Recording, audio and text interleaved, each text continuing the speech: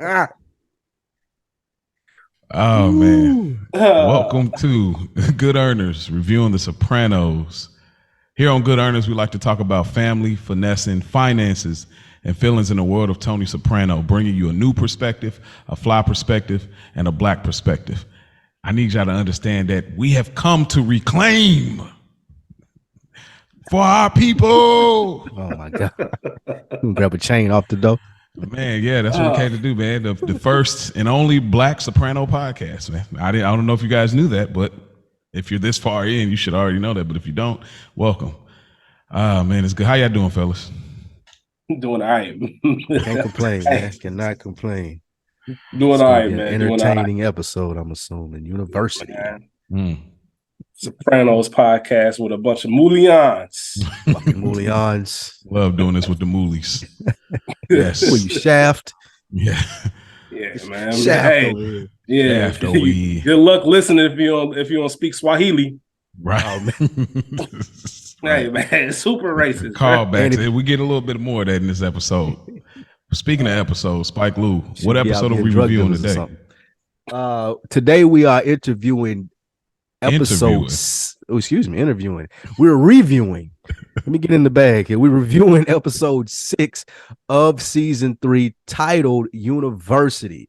Mo, Rich in this episode, Meadow, she gets to know more about Noah and she gets to meet his dad. They kind of solidify their relationship as it goes up and down a notch. Ralph continuing to be an asshole and a thorn in Tony's side. His relationships start to bleed over into the business.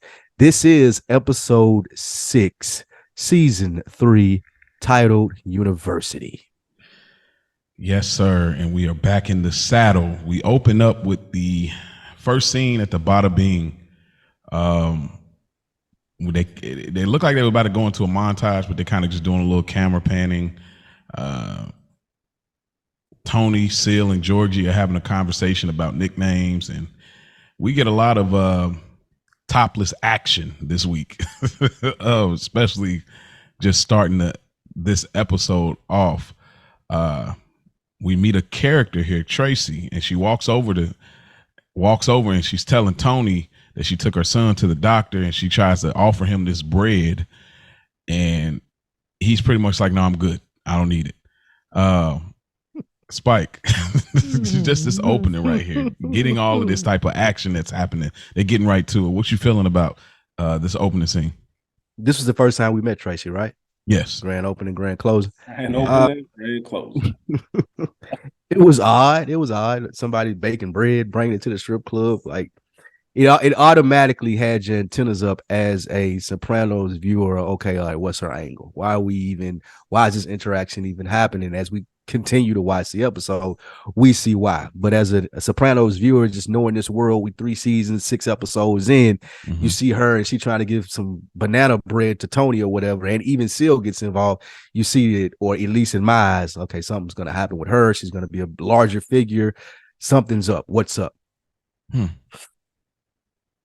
Okay. What you think, Rich? I just love how she's living in an alternate universe. Alternate world. Alternate universe. Yeah, she is, because she's everything. This is out of pocket for the Sopranos world. You don't see this. We've seen Tony in the Bada Bing plenty of times. We've never seen someone try to defend him like this. So to Spike's point, like, who is this? Like, what's your angle? What's your thing? Because this isn't how it goes. This is how the rules work. And she's, the way she casually mentions stuff. You ever know how you know somebody, but you don't know them? Like, you've seen them around a couple times, but if too much time passes between the last time you saw him, like, you forget everything about him. You know what I mean? So she talking about Danny. This nigga looking at her like, Danny, like, who the fuck? My son? Oh, yeah, okay. Like, she thinks that they really cool. Like, she mentioning her son's name as Danny, knowing that he barely know her name. Right. You know what I mean? Right. So she's living in that alternate world. The discipline of Tony to be in a strip club and turn away. Like, look, this is an employee-employer relationship. That says a lot about where he is and what he has to lose. This isn't worth it. You can't be bringing me bread. We can't be friends. This ain't that. Like, you need to settle down. And then I also made the point. We know that she's messing with Ralphie. You know, and I love Seal's line. Let's go, Betty Crocker. Get back to work, Betty Crocker. Comedic relief. Seal has some solid lines in this episode. Oh, I can't wait till we get to the later one. Boy, that was a low-key one, too. I wanted to ask y'all while we own it. Well, I'll get to a little later as far as what's the viewpoint from Tracy as far as how does she view Tony. But I want to get there a little later as things develop a little bit more. But I wanted to ask here, do you think Tony had an attraction for her at all in this moment or even throughout the episode? And also, do you think Tony would have, maybe got his joint copped if Ralphie wasn't in the picture? Yeah, it disgusts him that she's involved with Ralphie. That's how low he thinks of Ralphie. Like, I wouldn't dare. Got you. You know what I'm saying? Okay. Right now is the case anyway. Yeah, I like that the same thing that Rick said, the employer, like respectfully, like understand what this role is. You know what I'm saying? You got that toots, like this is not that type of transaction, which is why I want to ask more questions, but I'll wait till we get a little further down. We get a Sopranos dinner. This may be a Sunday dinner, and Ralphie is talking about, I believe, Gladiator with AJ. Of course he is. What else would he be talking about? Exactly. And it seems like he's trying to connect, and Tony shuts it down. Like, all right, enough of that. Like, you talking about dude falling on swords, and like you going crazy right now. We eat dinner. You talking about some Game of Thrones gory, like heads chopped off and all kind of like, bro. We do not talk about gladiators or in today's era, Game of Thrones, people get murked off while we eat Sunday dinner, bro.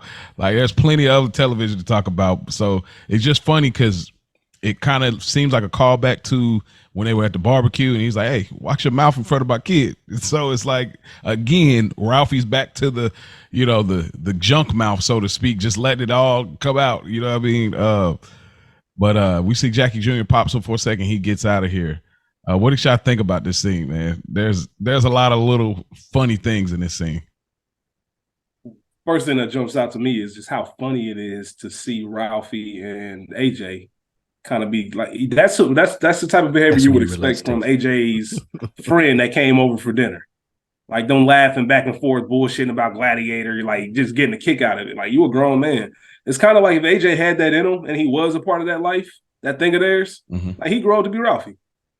Insecurities and all.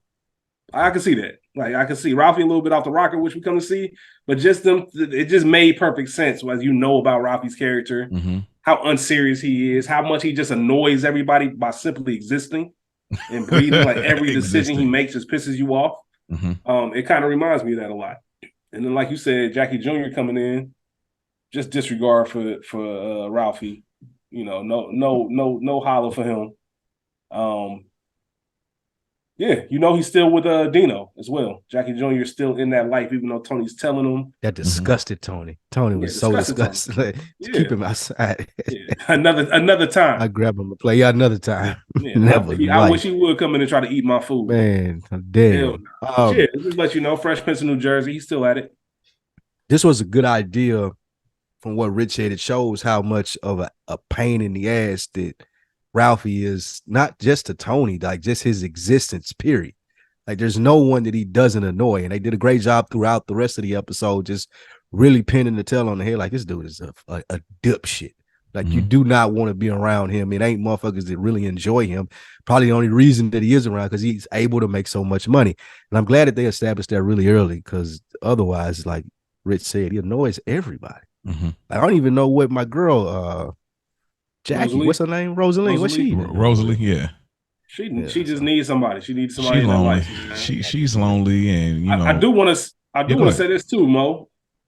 This might trickle into your point you made last week. It was last week or 2 weeks ago. Ralphie and kids. Yeah. You know what I mean? Just that bond he has with AJ. He doesn't have that bond with adults. He doesn't have that with anybody else in the crew. But he's sitting there, like I said, they going at it, having the time of their lives. Like, that's some shit I did when I was in 7th grade. Yeah. And one would say that maybe Ralphie hasn't really grown up. Maybe he's having this reverse thing happening because he says right here that he dropped out in 11th grade to take care of his mom and his siblings when he was supposed to be an architect. And so it's like he had to grow up early, so to speak, and take on responsibilities early. So it almost seems like even when we look at how he's acting out, it's like he kind of leans into this boyish way of doing things. Like even going after the captains, like whatever you say, Cappy, last week to Gigi, just constantly poking at things. Yeah, he has humor, but it's like childlike humor. Like even later in the scene, we'll get where they kind of say, hey, bro, chill out, be on your behavior. Like you would tell a kid. Like when you tell a kid, like when you about to go somewhere, act like you got some sense, all of that. We'll get that later at the Bada Bing scene. So it almost would seem like, in a way, Ralphie has this childlike personality and he may not have necessarily grown up. And I just think it's really interesting what they're doing here. I'm gonna keep a closer watch on it, but I do think that, I mean, I'm glad you brought that up because I still feel that same way. It's like there is this connection for him with kids, but then I think there's a disdain when it comes to women. Man. I don't care how you say it in what context. That sounds crazy. Hey man, y'all, man, look, that nigga Peter Pan. I mean, look, I wanted to tell y'all about this Michael Jackson podcast documentary, but I'll tell you. All right, man, come on. It ain't that type of thing. That's it a ain't hell that of a type transition. Jeez. I mean, look. All right. Like that ain't even. All right. I'll tell y'all about it off here, man. It's really good. It's a 10. Oh man, did you do that on purpose? Well, it just came to my mind when the way you were saying that. Come on, man. You did it on it's purpose. not. Dang, we like 5 minutes in. That's crazy. All right, never mind. It'd be off here. It'd be off here. Y'all get on Patreon for the off air conversations. Jesus. But yeah, Jackie comes in and Dino. Remember, Dino got he got arrested, so he's out now. So that's why it's immediate for Tony to say, hey, stay out of trouble, because he know last time he heard from Dino was when Chris came to the barbecue telling him about that spot where they blew up on the college campus getting that money. So he knows soon as Dino's out, he know what he about to be on. So I just thought that was like an interesting detail there without them telling us, hey, Dino got out, right? Again, Sopranos just being high level writing as they are. But tell Meadow I said, hey. We go to Meadow and Noah. AJ's such a dipshit. Real quick for you, AJ's such a dipshit. The nigga didn't even, he shrugged his shoulders like he has no fucking clue who even Meadow is. Man, I hate AJ so much, man. Where's your sister? I don't know. That message ain't never gonna get to right. Yeah, I don't know why they. I told you. I just don't know why they. I don't know. Never mind. I ain't got time. I will deal with that later down the road. I ain't got time for AJ today. But Meadow and Noah, they're in the bed. They're having this sweet moment, and they're interrupted by the faithful roommate Caitlin. And Caitlin is upset about a film that she's seen, and Noah says you can't keep consuming things that upset you, and she drops. And so she just immediately get emotional. So they're building up from the last few episodes of these little reveals of Caitlin. I'll speak more to that. But before I speak to that, Spike Lou, what did you think about this scene? Things are heating up between Meadow and Noah, and things are also heating up with Caitlin and Meadow's relationship, roommate-ship, if that's a word.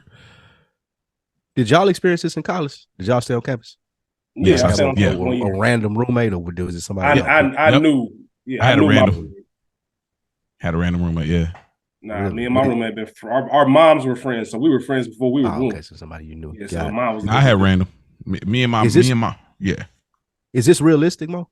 Like, yeah, it's real. Yeah, it's realistic. Like getting your groove on, and they just come. Oh, that's realistic. Yeah, it's. I don't know how I would have dealt with that. I mean, well, it's different. It's probably different with women, like females, young females, because men, it's like. You just put a sock on the door, nothing. And then remember this is 90s 2000s, so they don't. I mean, the sock on the door probably the move, but I think we're to believe Meadow was a virgin, right? So it's like she don't necessarily. Is that? I took away draws really easy to be a virgin. I thought that she had maybe been. Now Noah got game like that though. It's something across. He got game like that. Don't play, bro. The execution. He may have. The execution was flawless. Listen. Every time I see Noah, I don't like the execution was flawless. I will call it out though. Every time I see, but Tony helped that out too, though. That's true. Tony helped that out. Every time I see Noah on the screen, I get upset that he got that off. I do too. I do too. I really do. That was flawless, nigga. That was a flawless to quote. You know, if he looked like one of us, I wouldn't have been. I think if he looked like one of us, I wouldn't have been. Like one of us. Oh yeah, that's what they. That's exactly. I would appreciate it more. I'd be like, man, good looking, bro. Good looking. That's part of the brilliance of the Soprano writing. Like you said, I would have appreciated had it been one of us and they got it off like that. But the fact that it was him, and he got that off, and I know Tony helped him indirectly. You're right. You're right. But as far as that scene in the whole, man, the roommate, she's one of my least favorite characters in Soprano land. Period. I hated this girl. They did a really good job of driving home how annoying she was. My bad. Go ahead. I want to throw this straight in your court, both of y'all. But like, do you feel like the Sopranos, the writing and crew? Yeah, I feel like they just got a little heavy-handed, adding another ultra downy negative character like Olivia, like a AJ, like a.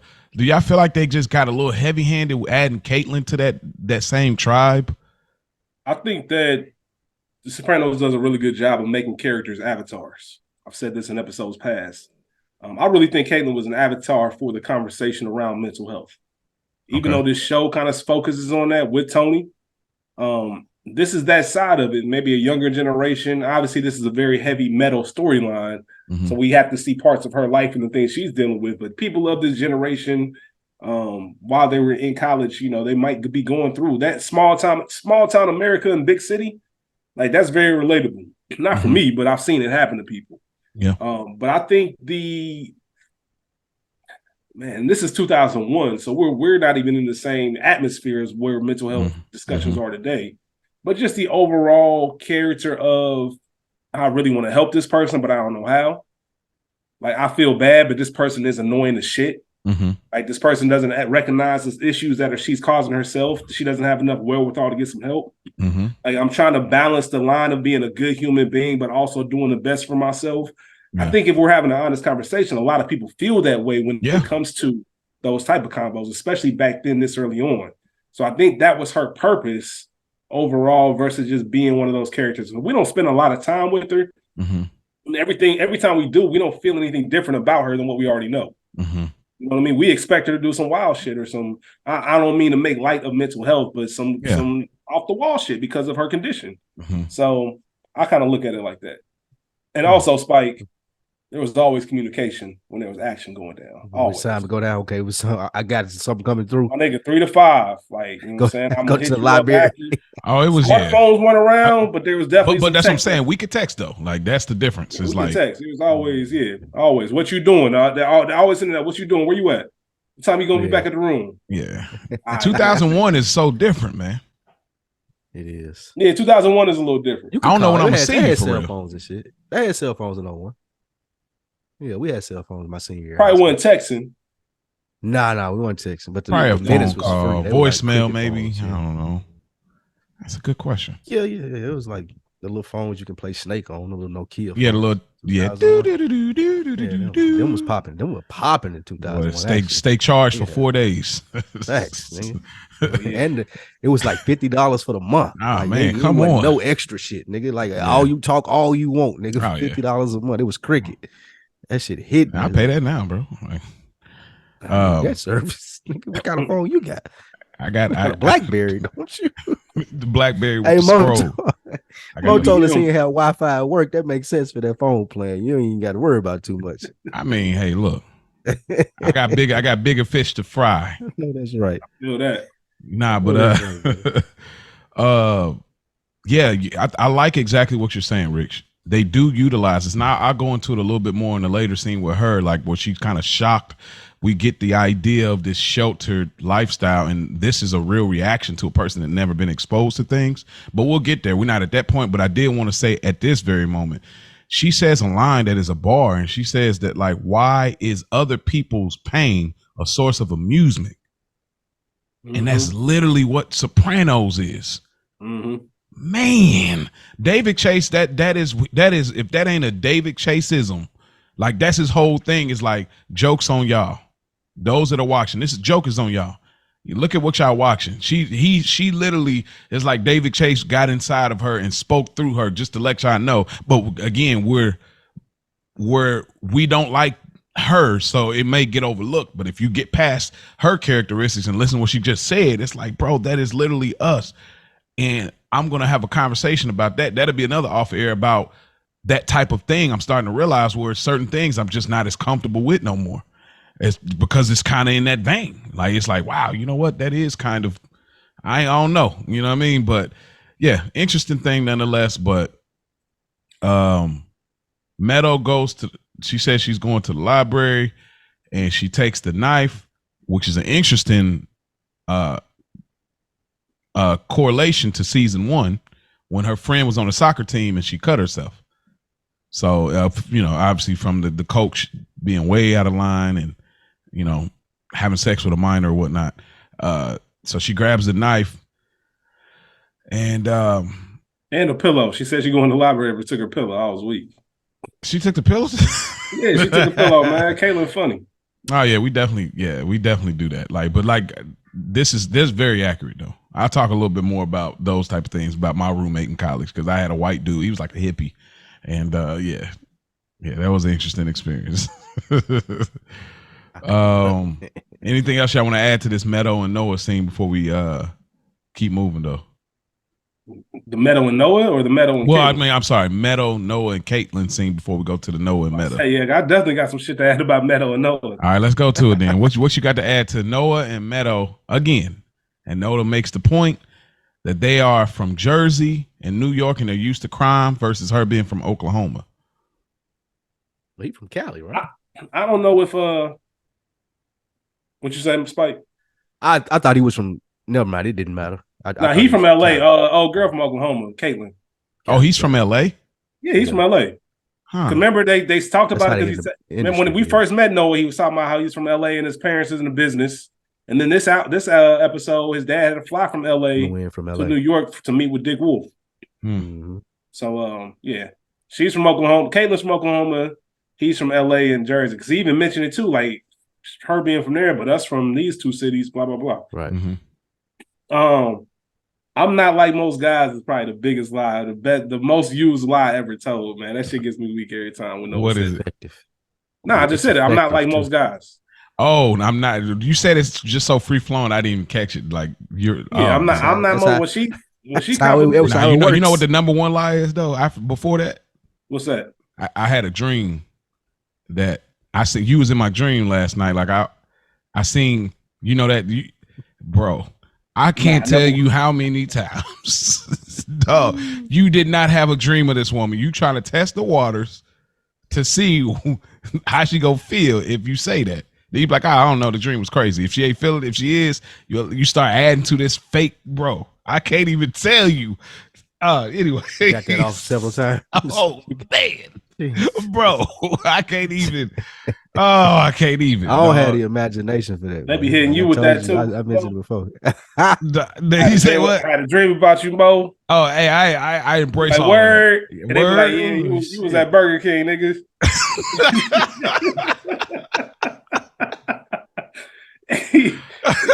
You messed up my order in the drive-thru, man. Dog, that's you think it's going one way, but it's going another way. But bro, that I'm not like other guys. I actually believe that though. I'm not like most guys. I'm not like most guys. I believe that when I said it though. You ever use that?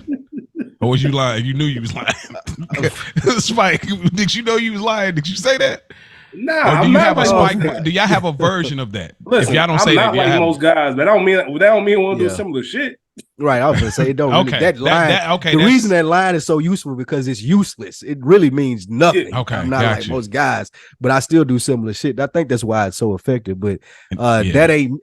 I would say in our slang where I'm from, that ain't me though. I'm not like most guys. That ain't me though. So I'm different. She'll hit you with she'll hit you with that and your rebuttal. I mean, that ain't me though. Like I don't even know little buddy. No, okay. I don't even know how you would associate the two together. I ain't like most guys. So that's a good one to wiggle out of a lot of stuff. Oh man, you're right. It's so useless. It's like it's useless. What the fuck does that even mean? Like, right, and then it's like, which most guys are you talking about? Right. You see what I'm saying? Like, as an adult now here, like if I heard a nigga telling my daughter that, I'd be highly upset if she didn't have some type of way around that. Yeah, it's like, bro. If you want me to keep it 100 with you want me to be real with you, you're about to lie. That's what that is. The minute you say I'm not like most guys, you're like most guys. Well, whatever I'm thinking that you're gonna do, you're gonna do it. Like whatever thought that was on my mind that made me think you were like most guys, you're 100% gonna try to pull that off. Come on. You ask somebody a question, they start with honestly, nigga. All right. Honestly, don't. Okay. Yeah. All right. Yeah, Wrap it up. What you been? If this is honestly what you've been saying the rest of the time. You've been lying the whole conversation, right? Yeah. So I'm gonna tell you the truth though. Hey, but did y'all see Noah's face though when he said, "I'm not like most guys"? He just had that like shit-eating grin on his face, like I'm about to clap. Yeah, bro. Because I think he's a sophomore, right? He's definitely been there longer because he gave Caitlin his notes from last year. So, yeah, he said he had 2 more years before he goes to law school. Okay. I don't know if this is the start of his junior year or whatever the case is. Maybe. But like Noah knew what he was doing, bro. Because like you said, when he had that smile, oh, she's eating it up. Cook. Like this dude doing the whole time, man. No one been knew. You have a condom? Doing. I just so happen to. Dog. You don't say. It's the black man has corrupted the Italian man's daughter. He ain't had to reach in no drawer or nothing. Hey, he had it's actually right here. Let me grab it. It's funny you mention that. And bro, think about look at this, y'all. Think about the satisfaction. Like the conversation with Tony after he fucking his daughter, bro. That was probably the best part of it. That add the value to it. Like I'm gonna be all the way real. Like that would add the value of layers of like the pursuit, because everybody knows the pursuit is the most exciting part of this whole transaction. It's like, can I do it? Just like Tony with the other young lady at Barone Sanitation. She's a born again Christian. Oh yeah. Like, see, it's the pursuit, it's the challenge of doing it. So the fact he knows her father hates your guts, he hates black people, period. Look, and now I'm in his daughter. Like, dude, his daughter's crazy. You already in the club. Come on. So look, since you already closed the deal, would you ask her? What you think your dad would say for Moulin Y'all? I'd have said that shit when I was in it. I would have said that. I'm getting it off. I'm trying to figure out like I would have figured out a way. Your dad hate this boy. That nigga can see you now. It'd be something like something about say you like this black man or something like I'm gonna get you to outwardly say it because I know this is it. This is it. So I need that encouragement. I need the reminder because I'm gonna share this story with my homeboy up in Hampshire. So I need all of it. Like. Man. Her daddy called me Sambo. I started. Call me Sambo right here. This be the moment right here. I'm Sambo. Say Sambo. Like that's it. Like ain't that your boy? Say Sambo is crazy. Ain't that a Drake line? What? I need acknowledgement. If I got it, then tell me I got it. Then I got it. Then. Yeah. It's funny, bro. Top 5, man. I need all that.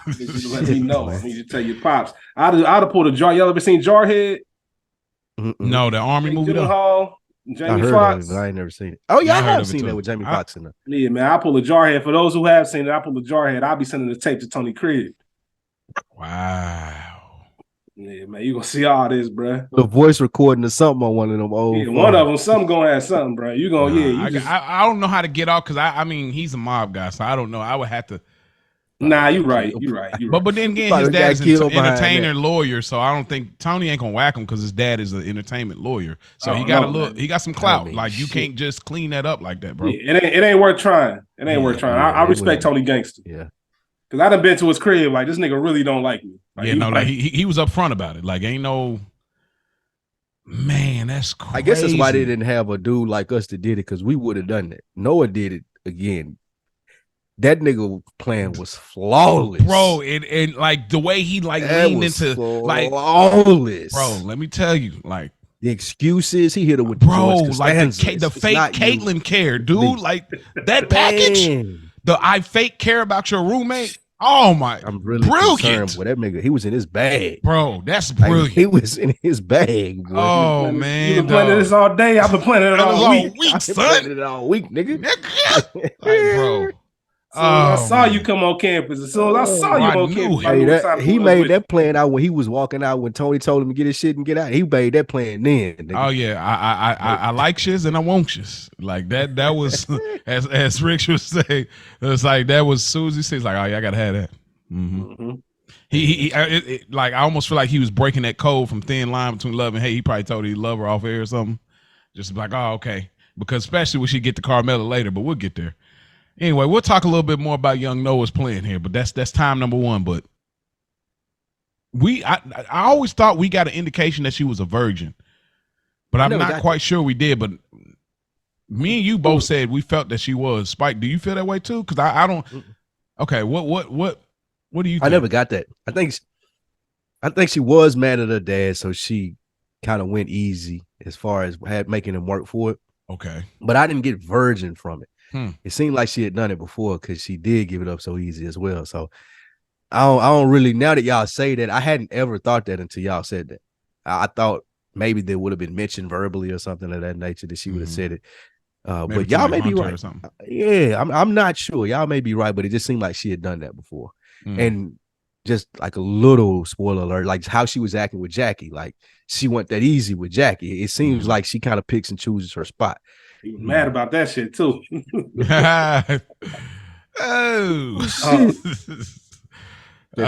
Well, this next scene is perfect. So Carmela's cooking and Meadow is in a good mood. That's what made me feel that way. What movie y'all think of when y'all see this? When she came in like with the happy feet and to continue the cross conversation that we do every week. What other movie? Somebody got some cutty last night. ATL. Yeah. You know what she's opening that bottle. Definitely got some cut. Damn. Got some cutty last night. Yo, like her smile, her smirk, her mood. She want to hang out with moms. Like that's what made me believe she was a virgin because that glow is not a. I've seen that glow. That's what made me think she wasn't though. I don't think.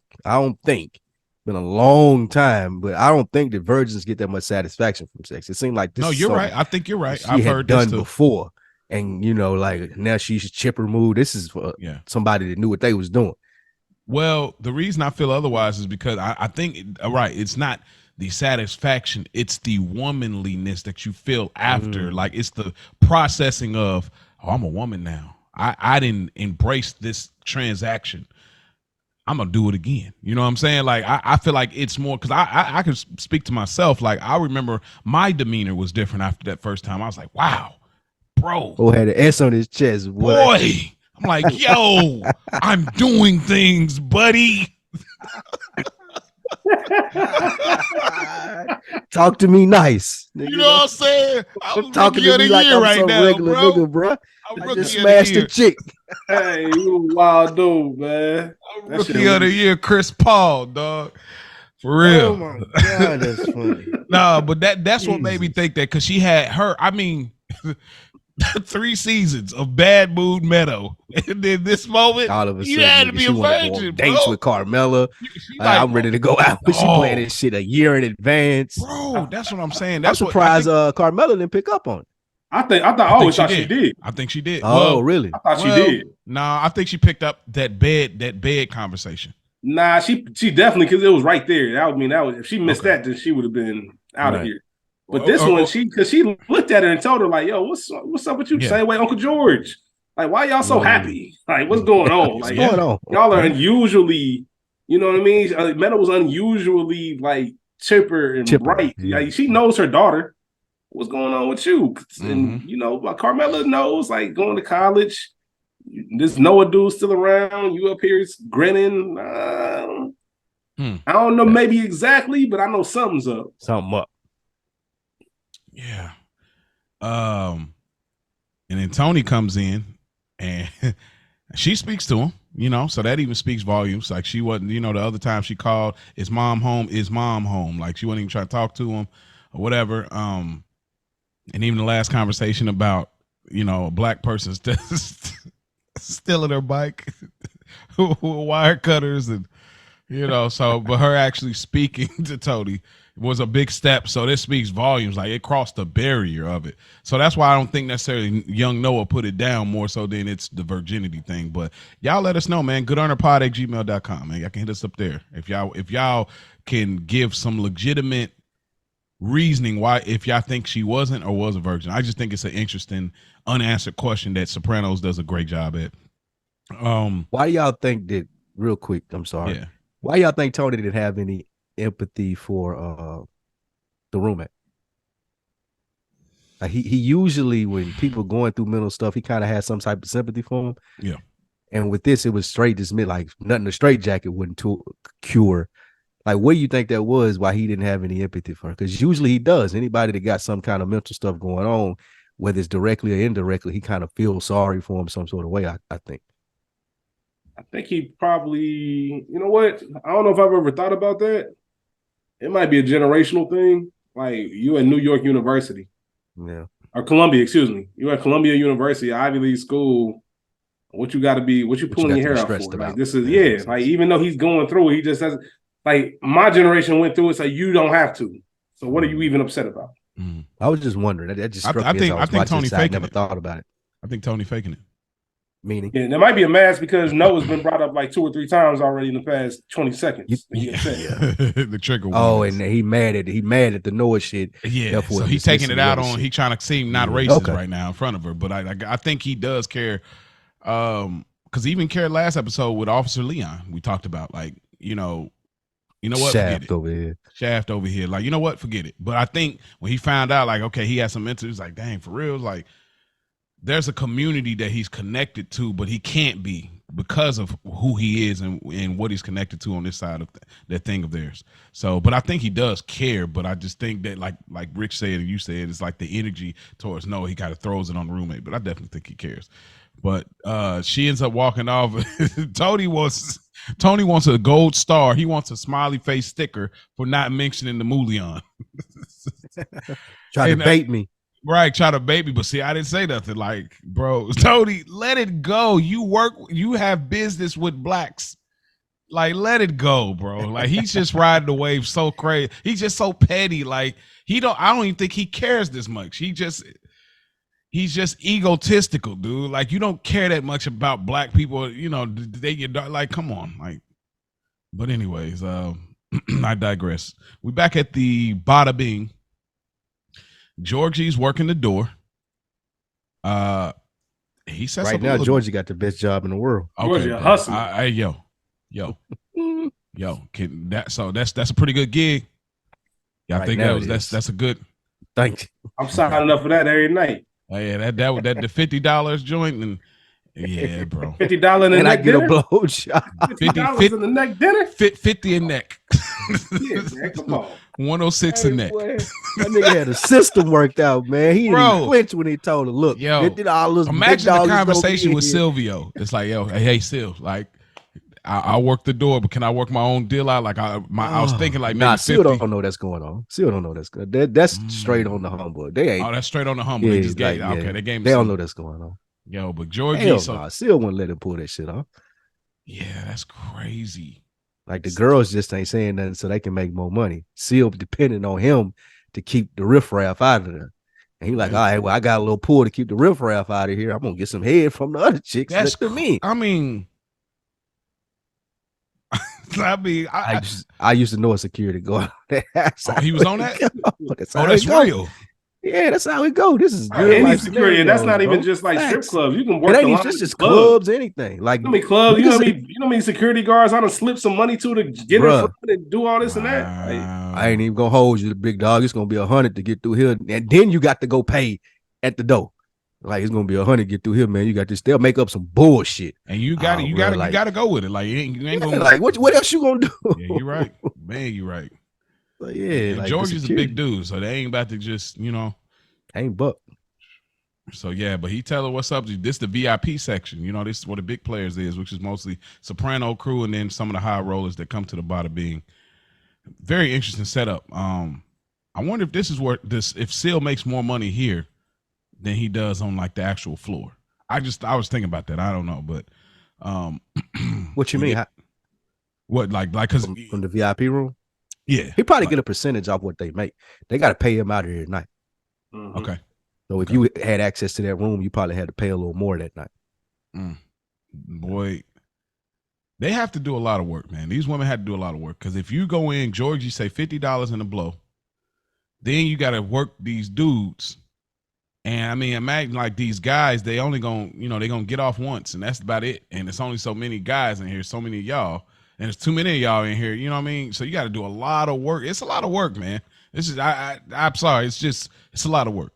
But you might get lucky too and get Tony, and then you got you gonna stack. You gonna get a nice little bit. A stack. You done pay 50 to get in. You got a whole rack you left with. So because Georgie said, man, you got to give me a 50 in that blow, and he was like, you gonna minimum get lucky. 500. 500. You know what I mean? Minimum. So niggas in here got money. Yeah, because you probably in this area you ain't getting 500 at the dance. Probably in this area.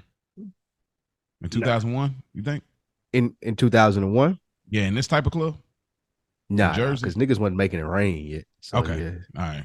Because I figured $20 lap dance situation. Okay, yeah, that sounds about right. That's what I was thinking. Like, I'm not the big strip club guy, but I was like, that sounds about right. We get the classic Paulie line. Look at this T before and way before. I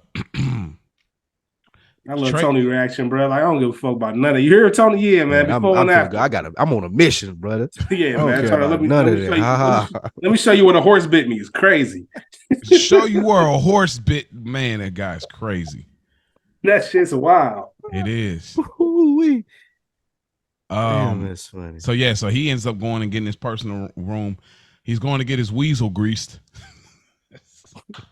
Oh, their terms, man. Crazy. Their terms is so great. Like I still like the joint copped, but weasel grease is it's a strong number 2 or 3. But joint copped is up there still. Ralphie has come to reclaim Rome for his people. And I mean, whole mood goes down when this fool walk in, bro. I did this. Bro, how do y'all know somebody like this or like have been like around a person like they're such a wild card? You knew as soon as they come in, know it's like they deflate the room. It's like, shit. That's like Mush coming in Bronx sale. Yeah, money in. Like, put the dice up, man. Get in the fucking bathroom. Put them in the bathroom. Get in the bathroom. Man, like it's bro. And it's so weird because when you're younger, it's like this the craziest thing. It's like, why wouldn't we leave? Like it'd be the worst things happening around, but yet we won't leave. Like, why would we leave? Like this dude is swinging a chain around. Now I get these guys, they're mob guys. Like they've done worse than this. Like they're not tripping, but like us seeing this wild card dude, like I don't know what's going. I mean, we might know a dude that might even came strapped to a party, and we still like this nigga. He wilding. But we still won't leave. That's the craziest thing to me. Like I don't know. You see people fighting, it's about to get crazy. You're still standing there staring. Like it's crazy. I don't know what some of the stories you hear from niggas is just hanging out, especially in our era. Like what you talking about? Why you just it's crazy. Yeah. I've gotten calls before, like, man, little bro shot himself last night playing with the gun. Like, what the fuck? What happened? Like, how? It's like dumb shit like that. You're like, well, how many people? About 8 people over there. Like, what? What are you doing? Yeah, like what happened? I mean, they was on X pills and like just I've seen stories like this, and you bring up a good ass question like, why the fuck y'all niggas didn't just leave? Like, what the fuck was y'all doing? This is where the way the code is set up in the mafia based on just this show. This is where the code comes off really flawed in this episode. The untouchable maid situation. It comes off really flawed because of there's no exceptions to the rule. So it comes off really flawed, it seems like here. Tracy tries to come up. I think it holds up though, versus coming flawed. Do you mean in his interaction with your boy at the door? Yeah, that's one. I think it holds up because in the other, if he wasn't a made dude would have whooped his ass. Yeah, but it's like they get so much free reign on stuff. It's like, no, bro. But that's part of being a made guy though. Yeah, but it's like we carry ourselves. Of course, there's some made guys that are like they bully, like that's what they do. But it's like, dang, bro, like because this is Seal's place of business, so that's kind of where I'm like, it's like and that's where we'll get later. Tony leans on that, but this is my place of business, and he has a job here. He's a civilian. You're messing up my business. Now I got to put, you know what I mean? I feel like there should be. But like he told Chris, this comes before everything. Your business, your family, your friends. This comes before everything. So I think it holds up. I think it holds up and it shows the flaws in it, because you get a fucking weirdo like Ralph doing this dumb shit, taking advantage of being a made guy. But the thought process is most made guys not gonna carry themselves like that. You got niggas like Johnny Sack and fucking Paulie and Bobby, like they like. Well, Johnny Sack was trying to kill somebody off a comment though. That's some made guy shit. Keep my wife name, like Will Smith, keep my wife name out your mouth. That's my wife. All right. Bro. And I know me and you, we agree on that. Yeah. I respect Johnny Sack 1,000,000% for that, nigga. Like, that's my wife, nigga. Fuck all this other shit. Okay. So I think it holds up. I kind of disagree with you though. To a flaw. It holds up and shows the flaws. What do you mean? What do you mean holds up? What does that mean? It's holding up because it's showing how much of a wild card that Ralph is. And we all in here, Freevio, everybody in here made guys, bro. We got money. This the VIP room. And it's like you said, one of them niggas walk in, it's like, bro, he wouldn't even be here. Like, you tap your homeboy, like, bro, he wouldn't even be here if he wasn't cool with such and such or whatever it may be. But it holds up. He's in the room because he's a made guy. No one wants him there. He's aggravating everybody. He's fucking. We'll talk about what happened with the other dude swinging the chain and shit. But the only reason any of that flies is because he's a made guy. Otherwise, like my guy said, he'd be in a trunk somewhere, bro. Mm-hmm. We're supposed to realize that in this scene, like how much of a dipshit. I think it escalated from the dinner scene to this. Mm-hmm. Like at the dinner scene, we see how much of an asshole he was, just in a more a less harmful sense. Here we see how much of an asshole he is in like a harmful sense of being like actually hurting people and shit. So and this is an interesting thing too. Rich, you can respond here. Tracy tries to kiss him. He's like, oh, whoa. You've been busy all night with the corn dogs, man. What's up? Like, hold up. Oh, shit, man. Then he turns around and kisses Gigi in the mouth. I'm going to keep saying this line, so y'all just get comfortable. This is the punchline for me this evening. What's up with the April crew? And y'all can start figuring out what I mean when I get to the next time I mention what's up with the April crew. He kisses Gigi in the mouth. It's a kiss of death. That's a mob thing, though. Yeah, that came from Godfather.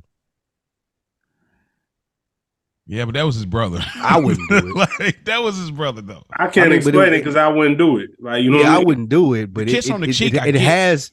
I think it has a significance, and I probably, if we would have looked more into it, knowing the fate of the character that he kissed, I'm sure it was a telltale sign.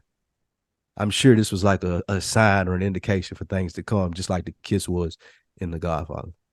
It was weird. I ain't trying to debate you there at all. No, I get what you're saying. However, I do think that there was some significance to it. Because like you said, it was like, what? Why are you kissing him in the mouth? And dude was pissed about it. Yeah, he was. But I think every time he gets a chance, he's going to stand up Gigi. Yeah. It's a power. It's like a power thing almost. Like, it seemed like. Yeah, I don't think it's anything more than that, honestly. Yeah. I got this off on you. Like, I just did that. Yeah, nigga, I just grabbed your face and kissed you. That's crazy. And you hate me, nigga. Yeah, you're right. That it's crazy as it is. That is a power thing. Me, nigga. What's up? I mean, that's crazy. You're not gonna hit me. Yeah, you're not gonna touch me. And they go to the maid shit that I was saying. That's how far a maid guy can go. Like, but that shows how far he can go. Yeah, that's how important this thing of theirs. Hold on, how is it a flaw if it's doing what it was made to do?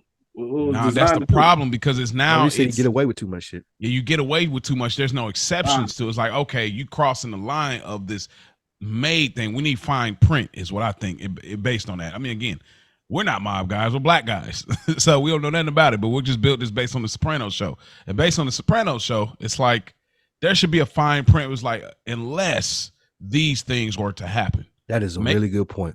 And the fine print, we've heard it already. We know what it is. Like, well, yeah, you can put a hit on a made guy if you got the connections and the power to do so. Like, the request can be made. Mm-hmm. No pun. That's true. However, I think that it shows how much of a boss that Ralphie was. Like, you shouldn't have passed me over. I got these connections, like we talked about last episode. I got these connections in New York. I make plenty of money. I dare a nigga from this little bullshit that I'm doing when hitting security guards in chains and beating up strippers. I dare a nigga to try something with me because I got too much power as a made guy.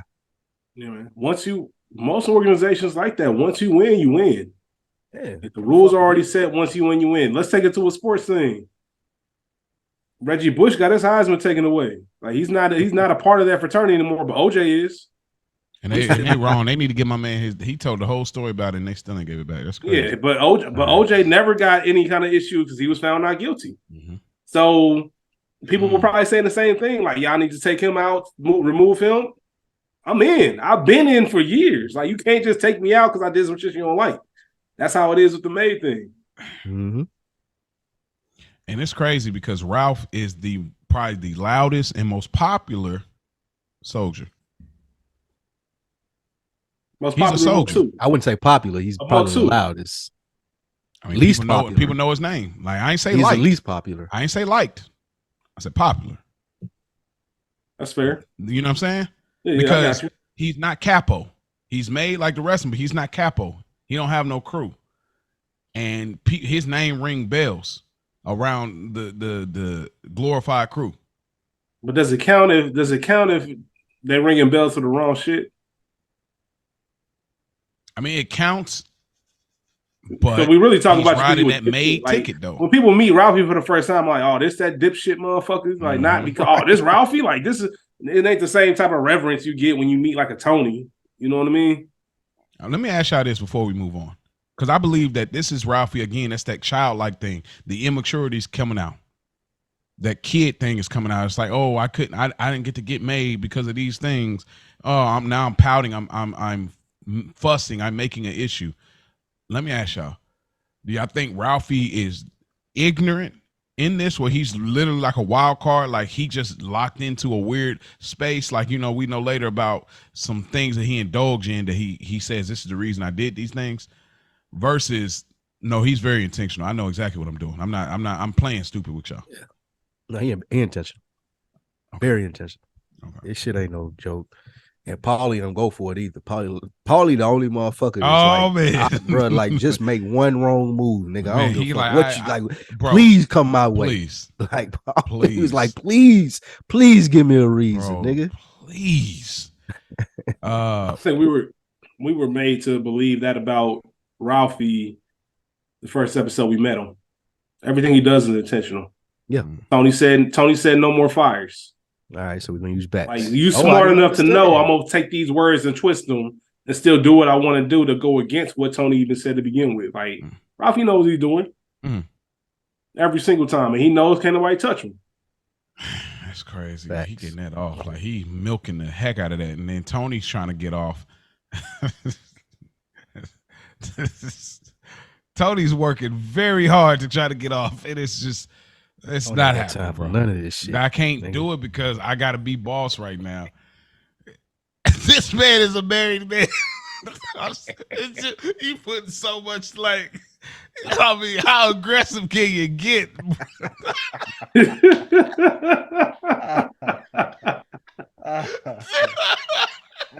Tony is trying to go so hard. He just he had to get that off, nigga.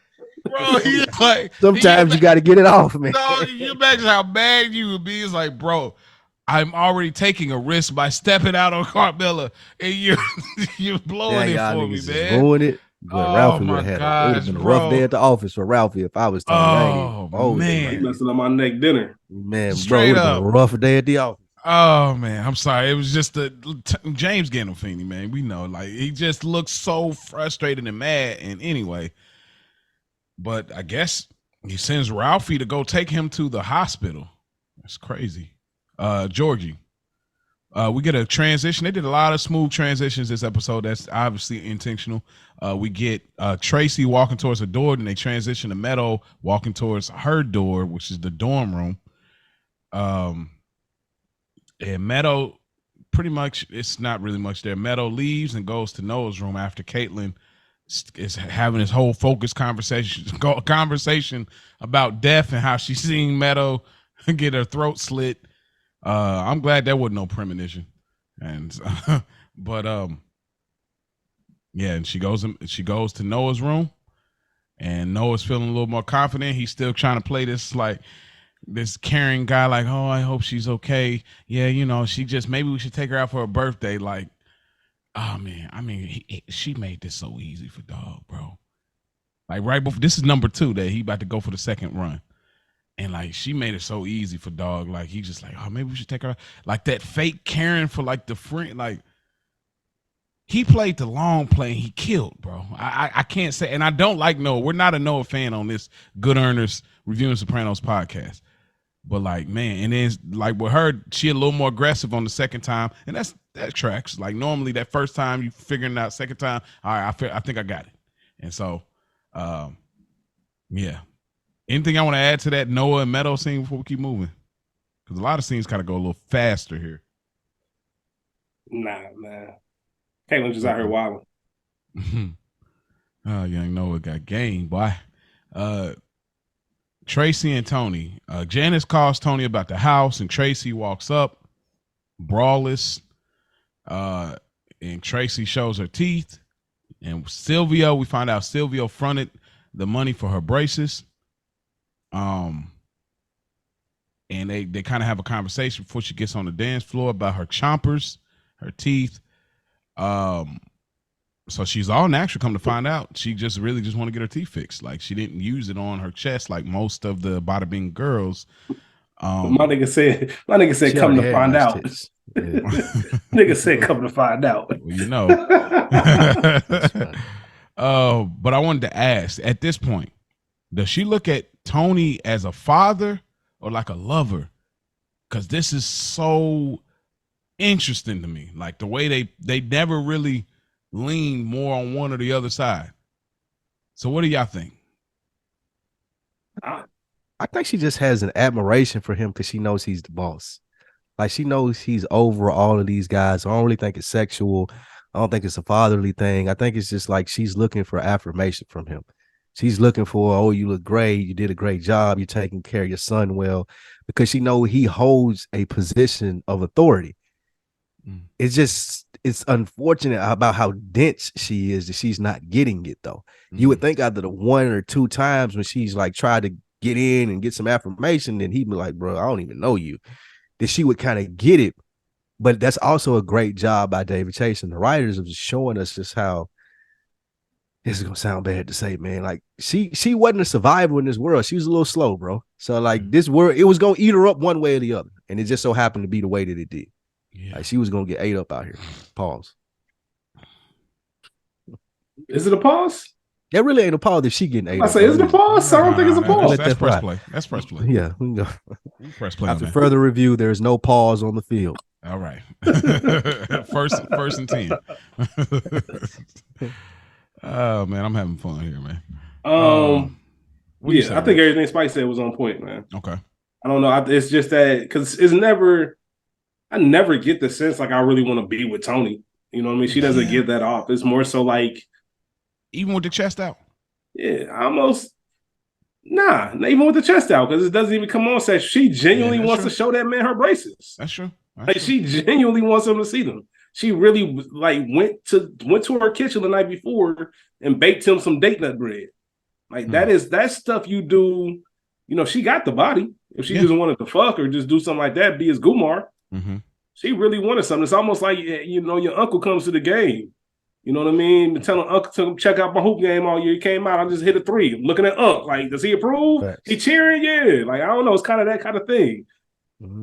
It's an interesting thing. I think that tracks for what y'all saying, because, you know, later there's another woman that Ralphie deals with that he doesn't have the same sentiment for, Tony.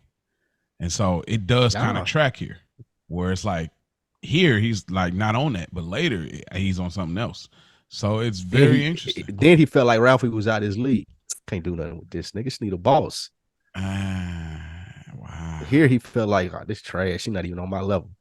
Yeah. But now I Which is will interesting swoop because he down. messed with Irina, right? It's just a very interesting thing because he messed with Irina. Spoiler alert. Irina? I think when we get to that, No, you know, Irina, the Russian girl. He been messing with her. Oh, the Russian. Never mind. I'm sorry. Yeah, just I'm Irina. sorry, I'm thinking about somebody else. My apologies. No, yeah, you're right. So that's what makes me think like respectfully, she's an immigrant, so she don't come from a whole lot, and she's over in this country trying to find her way. And so it's kind of interesting to me, but I guess it maybe it has a different allure to him versus. But Irina, you know, she's quote unquote cold. She's beautiful. We see what happens in later seasons. So we supposed to Irina believe get that, with like, somebody and Tony how his reaction is to it. Yeah, okay, but like, you know what I mean? Like that's because that's me. There's that possession. Like it's a lot of different layers that come with this. You said it earlier, man. That man's married, so it's not really what it is. It's beyond that. Yeah, the principle thing, man. It's the principle. It's about the. I think he even told old dude not to give too much away, but all the women in the city, and you got her. Like, what you want? That's true. That's true. Tracy, I mean, once he got her teeth fixed, she would have been out. She would have been like top tier, I feel like. But she's so young, man. He don't even look at her like that. Like, you a kid, you a child. You my daughter's age. There's a lot of charity case between Meadow. You're a charity case. Yeah, like between the Meadow Russian and chick is a bad bitch. Meadow and Tracy have different, like, alternate universes. That's their story. They're trying to tie it together like the Fortunate Sons. This entire episode, you know what I mean? That's what, and I don't even know if Tony looks at it like that. There's never a moment where Tony thinks like, man, I got to be there for my daughter, otherwise she get in like Tracy. It's just something that they do subtly, just showing like these are two different women around the same age that came up two different ways. Look at how they life is. One's there, yeah. That's true. We'll come. We're gonna revisit that because I want to talk a little bit more about that because this does have a lot of Fortunate Son-esque vibes that we spoke about, like the connection between the young boys, men or whatnot. But Meadow, Noah, and Caitlin, they just celebrated her birthday, and Caitlin freaks out seeing a homeless seeing a homeless woman not having underwear. Now, the newspaper thong was insane. I'm trying not to because I want to be. Jesus Christ. Let me just say that this, newspaper thong was crazy. This episode, it's not supposed to be this funny. I promise you. But godly, like, listen, those that listen, like, I'm very sensitive to people that are on the streets that are without houses. Some people, they got there because they didn't, they couldn't sell it. But some people, they got an unfortunate situation. They was a check away and may have not got there. So I don't want to be insensitive to it. But in regards to this show, it's just the way they do it is funny. And so that's why I'm laughing. I'm not laughing for the condition. Yeah, of you're this not laughing country. at the person. Because I hate that. And even then, it's a black woman. So it's like, it's not funny in that way. But it's just the way they build around it is hilarious. I'm sorry. Like, it's hilarious, dude. But and it goes to what you say too. They from bigger places. You see this in LA. You see this in New Jersey. Like, this isn't new to them. They want to keep it moving. So it really plays into what you guys were saying earlier about her not being from there. My question was, if y'all know her, I'm not putting out, like, bro, I'm not going nowhere with you in your crazy roommate.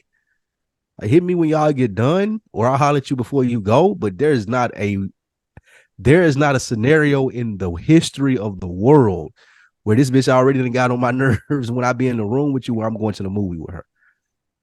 Yeah, well, no, wow. That's what you do before you get it.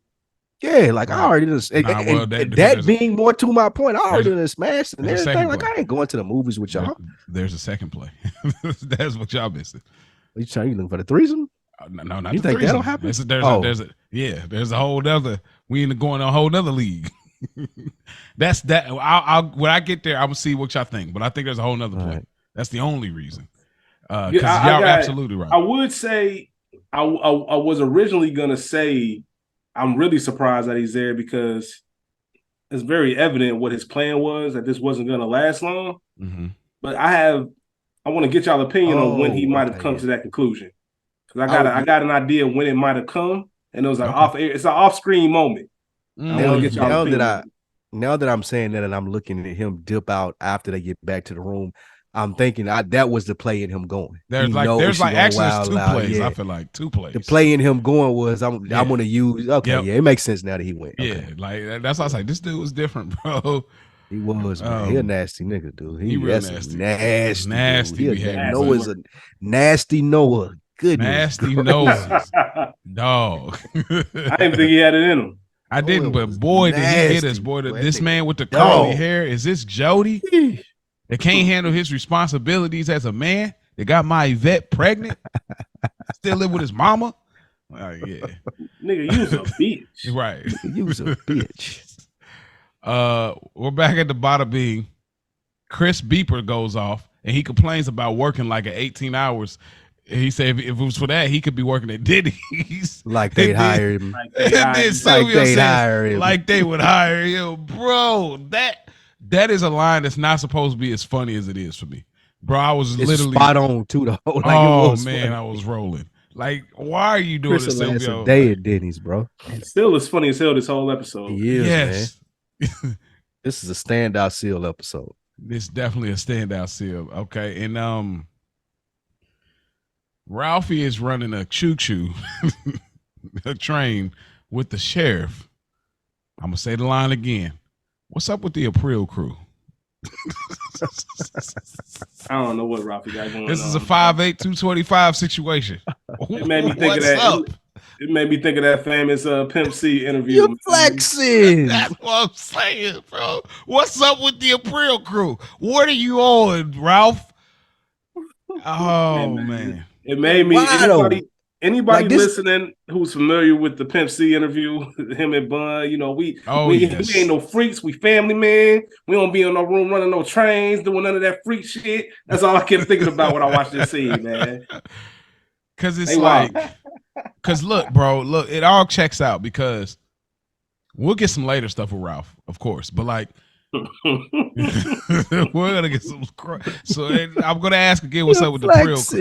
Like definitely flexing all this. So it's this weird thing. It's like the comments he was making with Jackie Jr. when they was running up on the Arab dude, like him kissing Gigi. This moment having dude in there as well. It's like this weird thing where it's like I'm gonna wait until we get the full conclusion of Ralph. So what was this scene about though? Like, why did the cop are we supposed to believe the dude was gonna press charges? And this was like Ralphie got him like why did they show that? Well, I've never really been clear on that, bro. No idea what the purpose of the scene was. Because if that was the case, then he wouldn't have still been working there. Do your thing. Yeah, do your thing. Like what I gotta be there for? Like, come on, bro. What's going on? I don't know if it was just the Tracy. I don't know what it was. What's up with the April crew? That's how we gonna keep. If we wasn't naming these by the actual episodes, this episode would be called "What's Up with the April crew." Running a train at your big age is insane. It's you already got her. Insane, my nigga. Like you could go ahead and take care of your business if you don't care it's not even like I don't gotta be there. I promise you. It's not even. I've been there before. Here's wild. This is not the chick that like, oh, she's into the cop dude and I'm tagging along. No, she's into you. You're just voluntarily. You forcing her. That's crazy, bro. That's nuts, bro. Ralphie is nuts. Like, Ralphie wild card, bro. Oh man, like there's nobody like him. That's why I said nobody could have played him because he's like. That's true, man. Man, we get another great transition. We get they pan and we look at Caitlin and Caitlin lifts her head up. It's the same transition, almost like Tracy was, and they talk about the homeless woman having the daily paper in her butt, and Noah drops a bomb on Meadow right here when he says he's going to Hampshire to visit his bro, aka it's time for the slap attack. Bro, this play is such a real play. Is this the moment you're talking about, Rich? Nah. Okay, all right. So for me, but it does now that I remember this moment, then he definitely had it all along. So the whole play go ahead. I was gonna say I think the moment I'm thinking of was just confirmation. Okay. But this is where this lets me know he had this playing the whole time. Like, man, I'm about to be done with Meadow for real. Because I think Noah Not to be too anecdotal, but I think Noah means well. But then he realizes the work of actually keeping this shit going ain't even worth it. The juice ain't worth the squeeze. Like, you know what I mean? All right, what do you mean, like keeping what going? What regard? I think he means well as like, I do like this chick. Like, you ever tried to convince yourself into liking a woman? Yeah. Like, you know what I mean? Like, you know, I normally don't. She ain't normally my type. I wouldn't normally go for her. But you know what? She cool. Yeah. And let's see where this goes. But you know deep down how this shit gonna end. But you still try to be the good guy and do the right things. Oh yeah, I'll go to the movies with you and your friend. All that dumb shit that you know you don't want to do. Yeah. And then it gets to the point you're like, you know what? I don't. When you tell yourself, I don't want to do this dumb shit. Like, not doing I'm about to start navigating my exit right now. Oh, I know. Trying to set it up. Probably trying to set it up to make her not stop fucking with him. You know what I mean? I'm gonna start doing all this like inconsiderate shit. I know you like the fact that I'm considerate. Let me start doing the opposite of it. Yada yada yada. To a point where it's like, you know what? I'm cool. I see you. So you said off air. I think that. Well said. So this the off air. Like when he got no. There's gonna be a moment later on. I'll bring it up. Okay. I'll bring it up. Because this seems like this is where for me would be the off air. Like the whole play. Well, the first play. I got 2 plays. I think Noah was playing. The first play was, I'm gonna take you and your friend out for her birthday. I'm gonna act like this sensitive, vulnerable, caring man to take your friend out. And so it's gonna enchant you, and it's gonna also try to help your friend, so that I can play this play. Because how many of us, we've been in relationships, and you know your homeboys, you know you want to get with them, you know it's coming up, and so you're trying to figure out how to approach it, like, because you know how it is with certain women, they just don't, for some reason, they don't want you to have fun. Like you see the memes, like. And but so that's the thing. That's what made Noah a sucker though. He didn't have to front it like that. He could have just been on something like, "Yo, my boy coming down." Like, no, you're not invited. Yeah, I'm about to kick it with him up there. Right? He older too. Yeah, that's what I'm saying. He didn't have to like the example you just gave, Mo. That's some shit where you tell your girl up front, like, you know it's Thursday night. Me and the fellas meeting up to go watch the game. You know what I mean? I know how you were about our quality time. Let's do something tonight. Let's do something on Tuesday to make sure we get that in, because I care about that too. Because Thursday, you know I'm busy. I'm not doing shit. He could have easily approached it like that, but the fact that he's trying to run the game let me know, like, all right. Well, you're a college student. He on that BS. Like, yeah, that's what you do. Like, that's what we do. Like, as a college student, we fully on that BS. Like, we not on honest time, right? We not on that. Get it out. That's homes, OG classic, bro. Yeah, I was definitely on this. Like, this is very familiar. Man, I don't like Noah, but this is very about familiar. Mo college years, bro. Oh man, y'all don't want to. I thought we did a college episode about your college years, Mo. Huh? No, I'm talking about the screenplay, the movie, the full movie joint about your college years. That's gonna be crazy. I think it'll be He's gonna be the shit from he's gonna be the shit from Best Man. That movie, that play and the book and shit that Harper wrote. The turned into the unfinished business, right? Unfinished business. Yeah, that's about to be about Mo. I'm about to write my own version. I want to see I can't wait to see the scene of when you and your boys got kicked out of the frat or whatever happened. Oh man, that would have been a great scene. I know. I said it. I can't wait to see. Yeah, that would be a great scene. Like I can relive that. But y'all go check out Another Week in the Books. Y'all want more of that type of content. We got great stuff over there, man. Yeah, what episode is that, man? I gotta need to listen to that.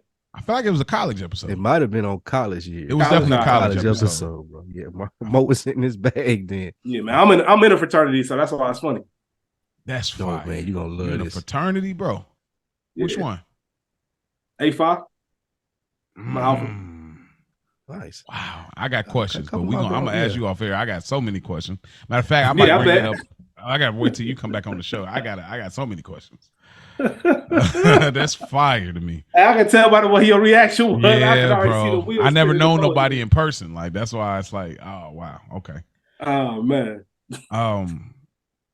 Them gotta be all off-air conversations. Yeah. No, okay, all right.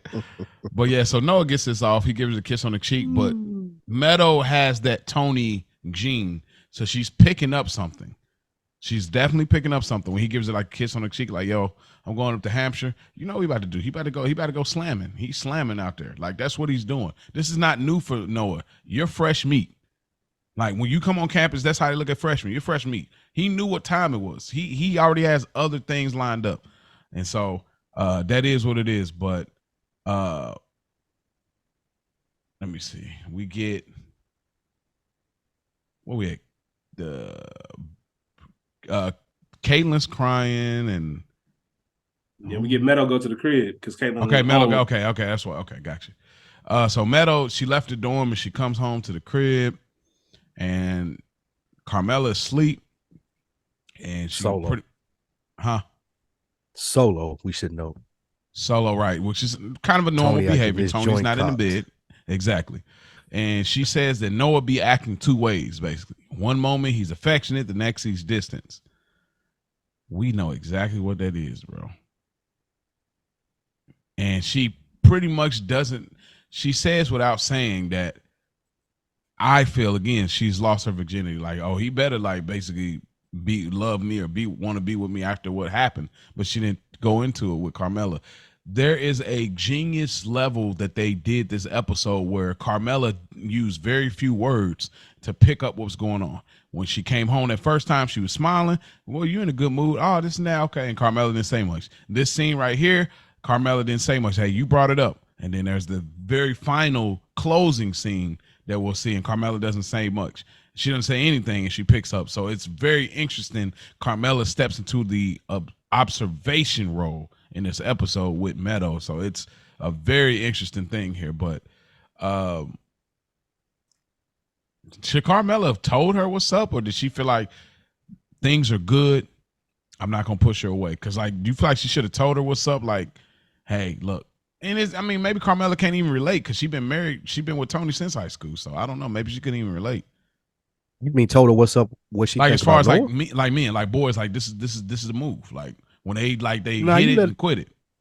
I think you let them figure that out, because when you're that age, if I can remember being that age, like nothing your mom or anybody like older than you kind of tell you, you really ain't taking that shit like you take it with a grain of salt. You think they old, you young, it's different, you know what's going on, but as you get older, you see all this shit just the same. It's just in different decades. But yeah, if you try to be overly explanatory and make sure that she know that you know what's going on, she's just gonna resist it. So, like, I think she did the best thing right there. Just be a mom.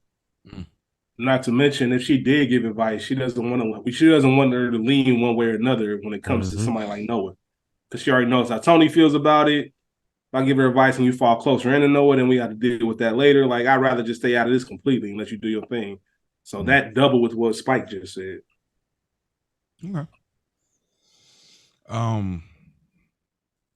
We get another scene. So talking about the night before, I imagine that this is the next day. Tony leaves the Bing, the Bada Bing, and Tracy. Out of the Bing at 9 a.m. in daylight. That's crazy, bro. This ain't even the executive game, bro. Like, but Tracy tells Tony that she's pregnant and she's really looking for Tony's advice.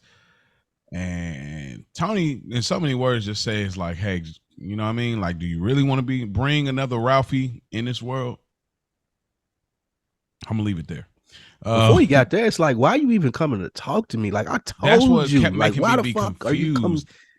Yeah, like, I like how like we always talk about the character, not the words, but the facial features and the different actions. Like, you could tell that James got up. He's like, bro, come on, man. Like, what more do I gotta do? Like, I'm looking for Seal. Like, can Seal come save me? Like, bro, get out of my face. I don't care anything about you, Ralphie, your kids, nothing. But since you've cornered me here, here's some advice for you. I'm being a gentleman. Shout out to Marlo, man. I'm being a gentleman about it at the moment. Yeah. When Marlo first met Bodie, I'm being a gentleman about it at the moment, man. Like, this is Tony's giving her way too many chances. Like, bro, like, just stop coming up to me about shit like this. Like, stop it. And you look, like you said, it's 9 a.m., whatever time it is. Tony looked like he just been through it. I just want to go home and go to sleep. That's all I want. You coming to talking about Ralphie's kid? Do y'all think that Tony, he said he didn't like to get involved in domestic shit. Do you think he might have crossed the line by giving her advice one way or another? He said, you ever stop and think it wasn't acting? Right. That was a fire line. Nah, I don't think so, because she didn't take his advice. No, that's what he said. I don't get involved with affairs of the heart. Yeah. But she didn't end up taking his advice. Because he said it so much, basically, like, I mean, basically just telling, like, you shouldn't keep the kid. Like, that's basically what he says. Like, yeah, that's definitely. I don't think he overstepped, because I think it was a good word of advice. Like Tony has the benefit of knowing Ralphie outside of how she knows him through the Bing, through their little side hookups. Like he know like it ain't gonna be nothing good. Like there's no possible way that Ralphie's gonna take care of this kid. Were you If surprised? you live to see that, it's probably what's in the back of Tony's head. Were you surprised that he gave the advice, given that he was been trying to keep his distance from that type of interaction? Like, I don't even want you coming up to me talking about this stuff. Now that I'm giving you an answer, this might crack that door open for you to think you can come with more shit. I don't think he could resist. Like we know Tony, the narcissist that he is. Like I hate Ralph so much, I at least got to give you this little bit of advice. Yeah, I don't fuck with you. I don't want you to think that I fuck with you. But on top of all of that, I hate Ralph so much that I want to share this with you, and we'll deal with whatever afterwards. I think that was I don't think it's so much that he hates Ralph. Why?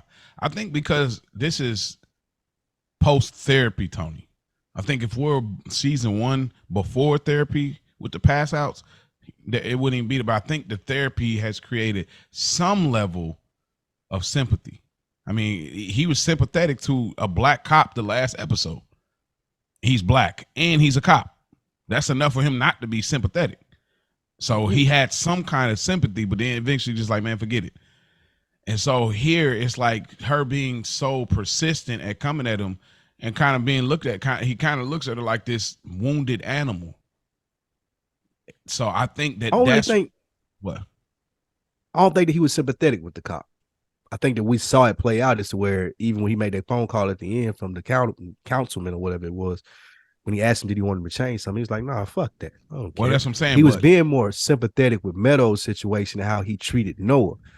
He might have I think at some point in that episode, he considered that there are different type of black people. You got niggas like Rock and Noah, and then the people that stole Meadows' bike.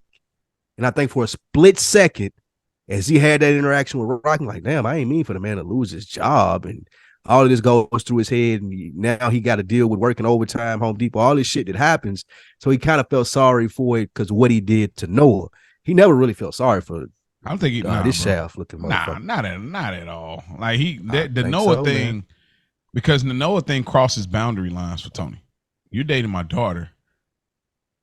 It's one thing to say I'm doing business with you. It's one thing to have an interaction with you. It's another thing. You are connected to my family and you're black. So I think he could have found a better way to handle the situation, I think is what he thought. Yeah. That's what I think. I agree. But I think there is but even that is still, there's a sympathy in it because it's like, it is what it is from the gate. Like, it don't have to be like, I could have left it like, yo, get it handled, get the ticket off and do whatever. But then when he finds out like, oh, dude has mental things, people on the force, whatever, yada, yada, he tries to like make it work. And then he realizes like, you know what, forget it. It ain't even worth it. But I think that, you see what I'm saying? I'm sorry, go ahead. I do think that it's the ego thing though. Just like when he found out that Charles S. Dutton, when he found out that now he has to work at Home Depot to make ends meet because he's not eligible for overtime. He's not eligible for all the things that he had when he was a cop. I think that his thought process was with the guy that he called to get it fixed was, damn, you could have handled that a lot better. I wasn't asking you to nuke the man's whole life. I was just telling you to take care of my ticket. So he felt sympathy with how he handled the situation with Noah. I'm a lot smarter than that to handle that where my daughter's going to be mad at me for dating some black guy. I didn't have to call him Sambo or Tarzan to make the jokes that I did, but I was just so upset. So I think he was sympathizing with the situation and how he handled it and how the dude handled it versus the people. I've always looked at, I found interest in Tony in regards to how much of this is the profession that he's in, right? Learn behaviors and stuff like that. He's learned a lot of this stuff versus, is this how I really feel or is this how I'm like so used to acting? Mm-hmm. And we get those small moments where we have, the Charles S. Dutton episode and moments like in this episode where he looks at everything from a whole and like, you know what? Maybe this is who I am as Tony Soprano, the person, but what I do and who I run with and the things that, that make me money and lifestyle, I can't afford to be this person. I can't afford to unlearn that shit. My pops grew up racist, so I grew up racist or learning racist behaviors. Maybe I don't feel that way, but I don't even got time right now to even learn all that shit. Like, fuck it. This is who I'm part of. This is what I do. Like, that's just the like now. So it's easy to let, you know, the old Tarzan movies and all that shit fly off the tongue.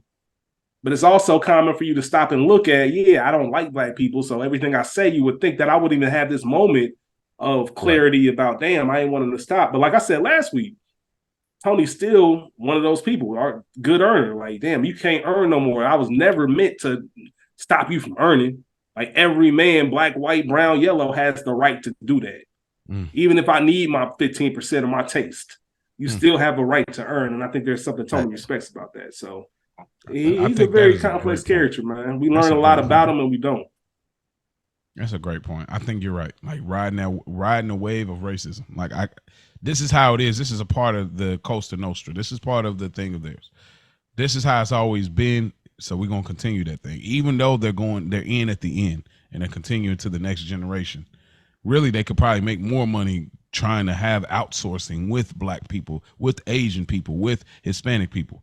But, you know, again, he's holding on to the generation before, the last little bit of the juice that is left in regards to the mob. You know what I mean? Because maybe that's the Dickie Moltisanti that he gets. You know, as we see in Many Saints of Newark. Maybe since he's seen that, there is a little bit of piece of that as well. I like it. That's a good point. That's great. Good callback. There's a Sopranos breakfast.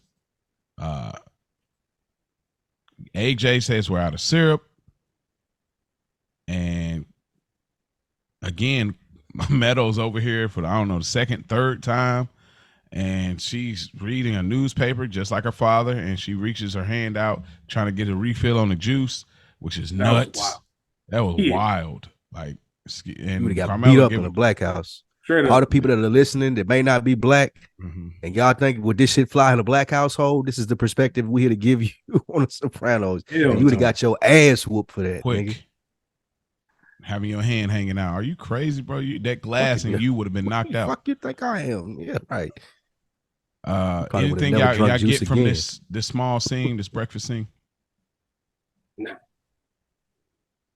Okay. No. Well, there's something that I wanted to bring to this scene. This episode is sponsored by a product. It's Aunt Moltisanti's. Most people are familiar with Log Cabin and Aunt Jemima, but leave those old syrups behind. In the past, you get some of those old syrups, but now we got the new syrup. It's Aunt Moltisanti syrup. Make a fresh Carmela plate in the morning. Peppers with eggs, pan-seared gabagool, and some hot cakes. Get your Aunt Moltisanti syrup now. Hey, you mean Johnny Cakes? Johnny Cakes. See, you need that with the Johnny Cakes. You need the Aunt Moltisanti's with the Johnny Cakes. Hey, Johnny Cakes is fucking wild, bro. The Moltisanti syrup on the Johnny Cakes is crazy, bro. The lean is so hard. They lean so like, all right, man. I can't. Hey, stick with first time listeners, man. Stick with us for a few more seasons, man. We'll get to Johnny Cakes. Johnny Cakes is wild shit. Oh man, I made a meme about. I might have to send y'all that meme I made a minute ago. I made these rainbow. Hey man, we might get banned after them episodes, man. We might shut our shit down. We ain't been at one joke too many. Well, we ain't been direct, so that's what makes us. We probably we might make one joke too many when it comes to that. Yeah, but see, we ain't been direct, so you can't pull out words or anything. So it ain't no direct. So I think we're gonna be able to float through because we smooth like that. That's what black people do. There you go, man. All right, now this is Caitlin comes to Noah's room and he's studying, and I got one question: did he or didn't he? Nah, he didn't. But if that's only because it was Caitlin. If it was anybody else, I'd have been like, yeah. Spike. He didn't. She too weird. Yeah, it was. But that being said, there would have been no other reason for me to let her in my dorm. There would have been absolute, like, she got too far in on the door open. I would have straight stuck my head out like, hey, what's up? Meadow not here. Don't. And we out of there, bro. Like, it ain't too much to talk about. Can you join? Like, nah, ain't none of that happening. Especially if I ain't finna clap her. I'll say that right there, man. Spike is on something, man. Because you ain't even. There's no point of you even being in my room. Talking about right. This is why I disagree with y'all. Nah, man. Because that's like Play That's number like two. that episode of Martin when Miss Trinidad came and he was like, "Man, for all this, I'd have got some." Like just the idea and the thought of her being in that room, if Metal had any suspicion, knowing I That's too didn't much risk anyway. Yeah, like if I'm it's gonna let not you in even here, we worth might it, well man. go Like on get and your seal the ass deal. out. Like I don't even like you enough for you to be hanging with me in my room just to sit on my bed. Like no, there's no way you're gonna be able to explain that to your woman. If she just pop up, I'm gonna come and take like man, no way you can explain that. News flash, that ain't his woman. That's first thing. Second thing. At that point, it was. He didn't want it to end that way. You know what I mean? He didn't want it to end. I came and called Caitlin in your room. But we underestimate Noah because I believe he did. And I know there's a small crowd of people that believe this. Most people don't like y'all, but there's a small crowd that believe. The reason I believe he did, because bro, the act is off. Metal's not here. You don't have to do anything. Like you did all of that to get the draws. You got the draws already. It's over. But now Metal's not around and you still trying to be the fake good guy. Or are you not trying to be the fake good guy? I think he's being the fake good, but he too smart to have done that though. He's too smart to have not done it. Because I feel like everything fucking her is definitely not a smart move. She's it didn't literally matter. insane. It matters, bro. It matters. Like some of the best pussy that did you turn down is gonna be some of the best decisions that you make in your life. Excuse me. Like every chick can't be smashed, and if you got all the red flags that she's presented you with, there's no way that this is gonna go over well. And for him to have thought it out this much on how he did later in the episode with the drop off, like he wouldn't have sacrificed that for this. That little piece of ass don't even seem like it was worth it. It definitely couldn't have been worth it. But here's the thing. So when they did the little transition from Tracy, like, you know, giving head to the cop, and then they transitioned back to Caitlin lifting her head up, it was kind of angled like it was at Noah. Your arm's too short to reach that long, Mo. I'm telling you, bro. I believe this, dog. I believe that, like, because everything after this to me, I feel like it was I feel like he was just trying to set up everything around it just to get out of it. That was like the contingency plan. If nothing else, if I can't get out of this, I slept with your roommate. I don't think he would. That wouldn't have been a flex to him. Like that wouldn't have been. No, I don't think it was about the flex. I think it was about getting out of it. Yeah, but that ain't his get out though. That ain't his get out. There's too many other women on campus that he could have done that. His dad is white. She's white. I don't know. That's a sloppy nigga get out, bro. Yeah, like I don't think. Y'all don't think Noah sloppy? No, absolutely not. That nigga tactful. That nigga was deliberate. He ain't sloppy at all.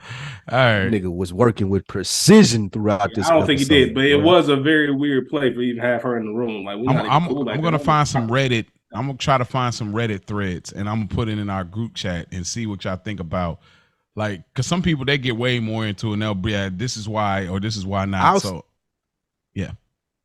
No, I'll say more about it when we get to the scene where he popped back up. Okay. It'll tell you another reason why he didn't do it.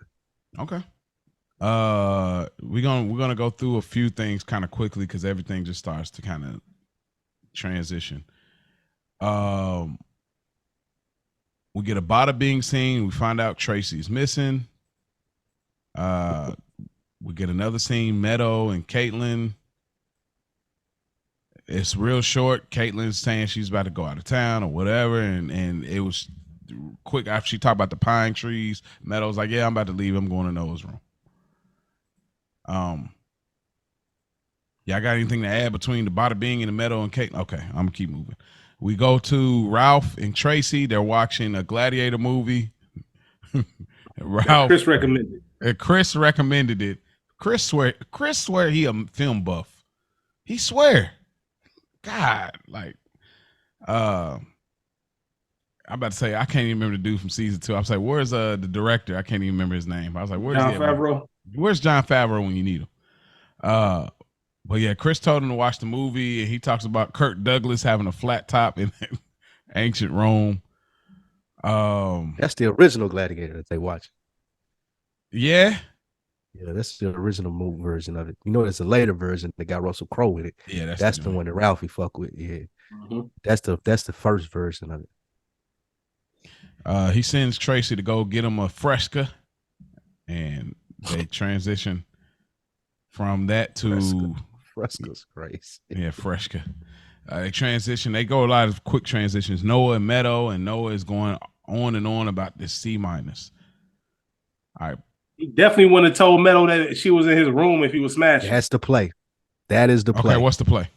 The play was, all right, now she's here in my room. Now this shit is bleeding over into my personal life. Even when you're not around, she thinks I'm her friend. I'm letting her in the room now. This like the same reason that you're using and saying, oh, wow, I smashed your roommate to get out of it. It's this is too much pressure for me. You guys are too much. It seems like she seems to be a partner deal with you because she keeps like pulling up on me. I told you she was in my room. I couldn't study. Had to talk her through some bullshit. That was the play when he let her in. That was the whole play. All right, now I got a reason to get up out of this, and I can blame your crazy ass roommate who thinks that we're more friends than we are. Like, you just come with too much baggage. Honestly, George Costanza's voice, it's not you, it's me. Man, what you know about George? And as somebody who's been on the opposite end of that, yeah, who like missed out on a play with a chick because I had an ex who was on some wild shit, there's nothing you can say to that. No matter how cool you are, how good you are. I remember pleading where like, yo, that's not even listen. That ain't my life. You gotta, that's too much. I'm not dealing with that. Like, good luck to you. You still good in my book, but that's just nothing I can do. And that's just what it is. That is the perfect play. Because there's no response to that. There's no pleading. This is a personal decision. I made a C plus. I'm here to go to school. I can't do this. That was circumstances were different. I'd be all in, but they ain't different. I got to look out for me. This is what I'm here for. This is why I came to this campus for this goal. Messing with you is going to stop that goal from happening. Sorry. That's how diabolical this nigga is. Yeah. So more so than smashing, not smashing, but using the bad grade to be the entryway to why he breaks up with her later. Yeah, what's crazy? Because he's not a dirtbag. Yeah, he's not a dirtbag. This is like you would think. Well, a nigga like him, this is on the level of what he does. You know what I'm saying? Because if he was like us, then we're gonna we're doing two. Her. We're doing two for we're doing two for what? We out of here. We're doing both of y'all can get both of y'all can kick rocks. Yeah. You're right. See, yeah, you're right. Okay, so in that way, he's not like a scumbag. And like, if he was like 100% black, now like, it's all about my studies and the person I am and my dad being in the business. I just can't deal with all of this stuff, man. You know, nigga, I want to have options once I graduate from here, man. Can't make C pluses. Are you serious? Definitely give us the Canadian black vibes right now. Like some Craig David, Aubrey Graham right now, dude. Craig David from Canada. Yeah. Hilarious. Dylan Brooks. Dylan Brooks, 100%. Dog, you know the Canadian black. Damn. You know, like. Nah, I know it might be Dylan Brooks. Where your man's from that won't shoot the ball? Is he from Canada too? Ain't he from Canada? Where your man's from that won't shoot the ball? I can't think his name. Played for Philly. Ain't played in 2 years. Ben Simmons. Ben Simmons. Now he's from Australia. Canada too, ain't he? Oh, he's from Australia. Yeah. He's from Australia? Yeah. Yeah. Wow. Dang, NBA expanding, boy. There's a nigga who ain't watched since Jordan's second 3-peat. I know I know they've had overseas players. I'm not in part of the loop, but watched since Kobe was alive. That's crazy. That's crazy, son. We're gonna have a sports conversation, a part 2 of that joint. But yeah, so Silvio.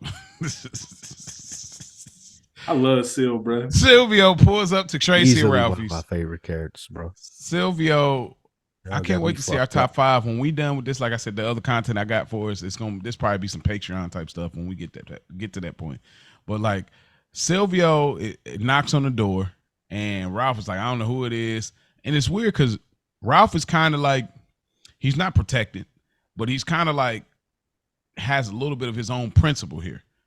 Like, I told you she was busy. I told you she was doing this. I told her that. But then when he found out that she owes Sil $3,000, he was like, hey, all right, wrap it up. You got to go. Wrap it up, This is for everything, man. Because this thing of ours. Yes, thing of ours. And then he's a money man. It always comes down to money with him.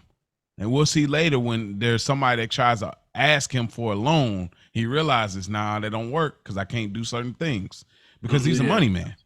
So one of my favorite parts is that's one of my favorite scenes. One of the smartest plays too. Oh, yeah. I love it. So He wanted to do it so bad. Oh, too. so bad. He's like, and I really like you. I can't. I can't. That was the best. That might have been the best Ralph's ever been. Facts. Yeah, that might. Well, I can't. I ain't gonna even. Since I spoiled some stuff last week, I'm not gonna even. Right. You giving out second to last episode shit last week, bro. Second to last episode. You talking about the blue comment? I'm like, hold on, man. Well, Spike the one that gave the episode. I didn't say the episode. Spike gave up the episode. Said I liked it. I just said I liked it. But I didn't say where. I just said later. And Spike said the specific episode. So we in this together, bro. I'll take that with you. But nah, what did y'all think about this scene though? With Seal came to get her? Mm-hmm. This shit was great.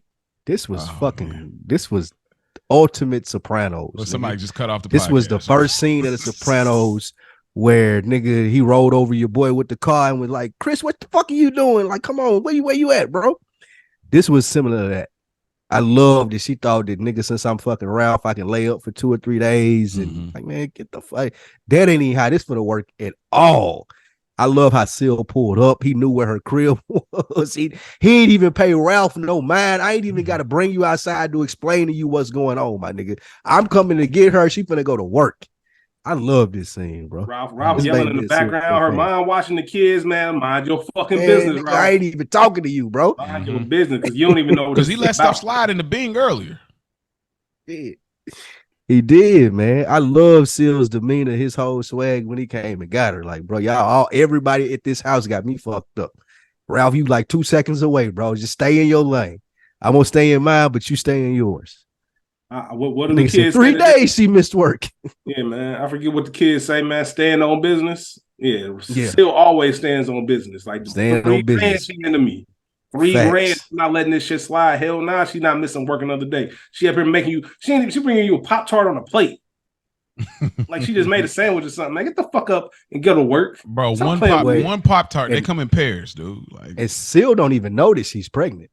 Like, imagine how pissed off he would be if he knew she was pregnant. Because again, this bitch owe me money.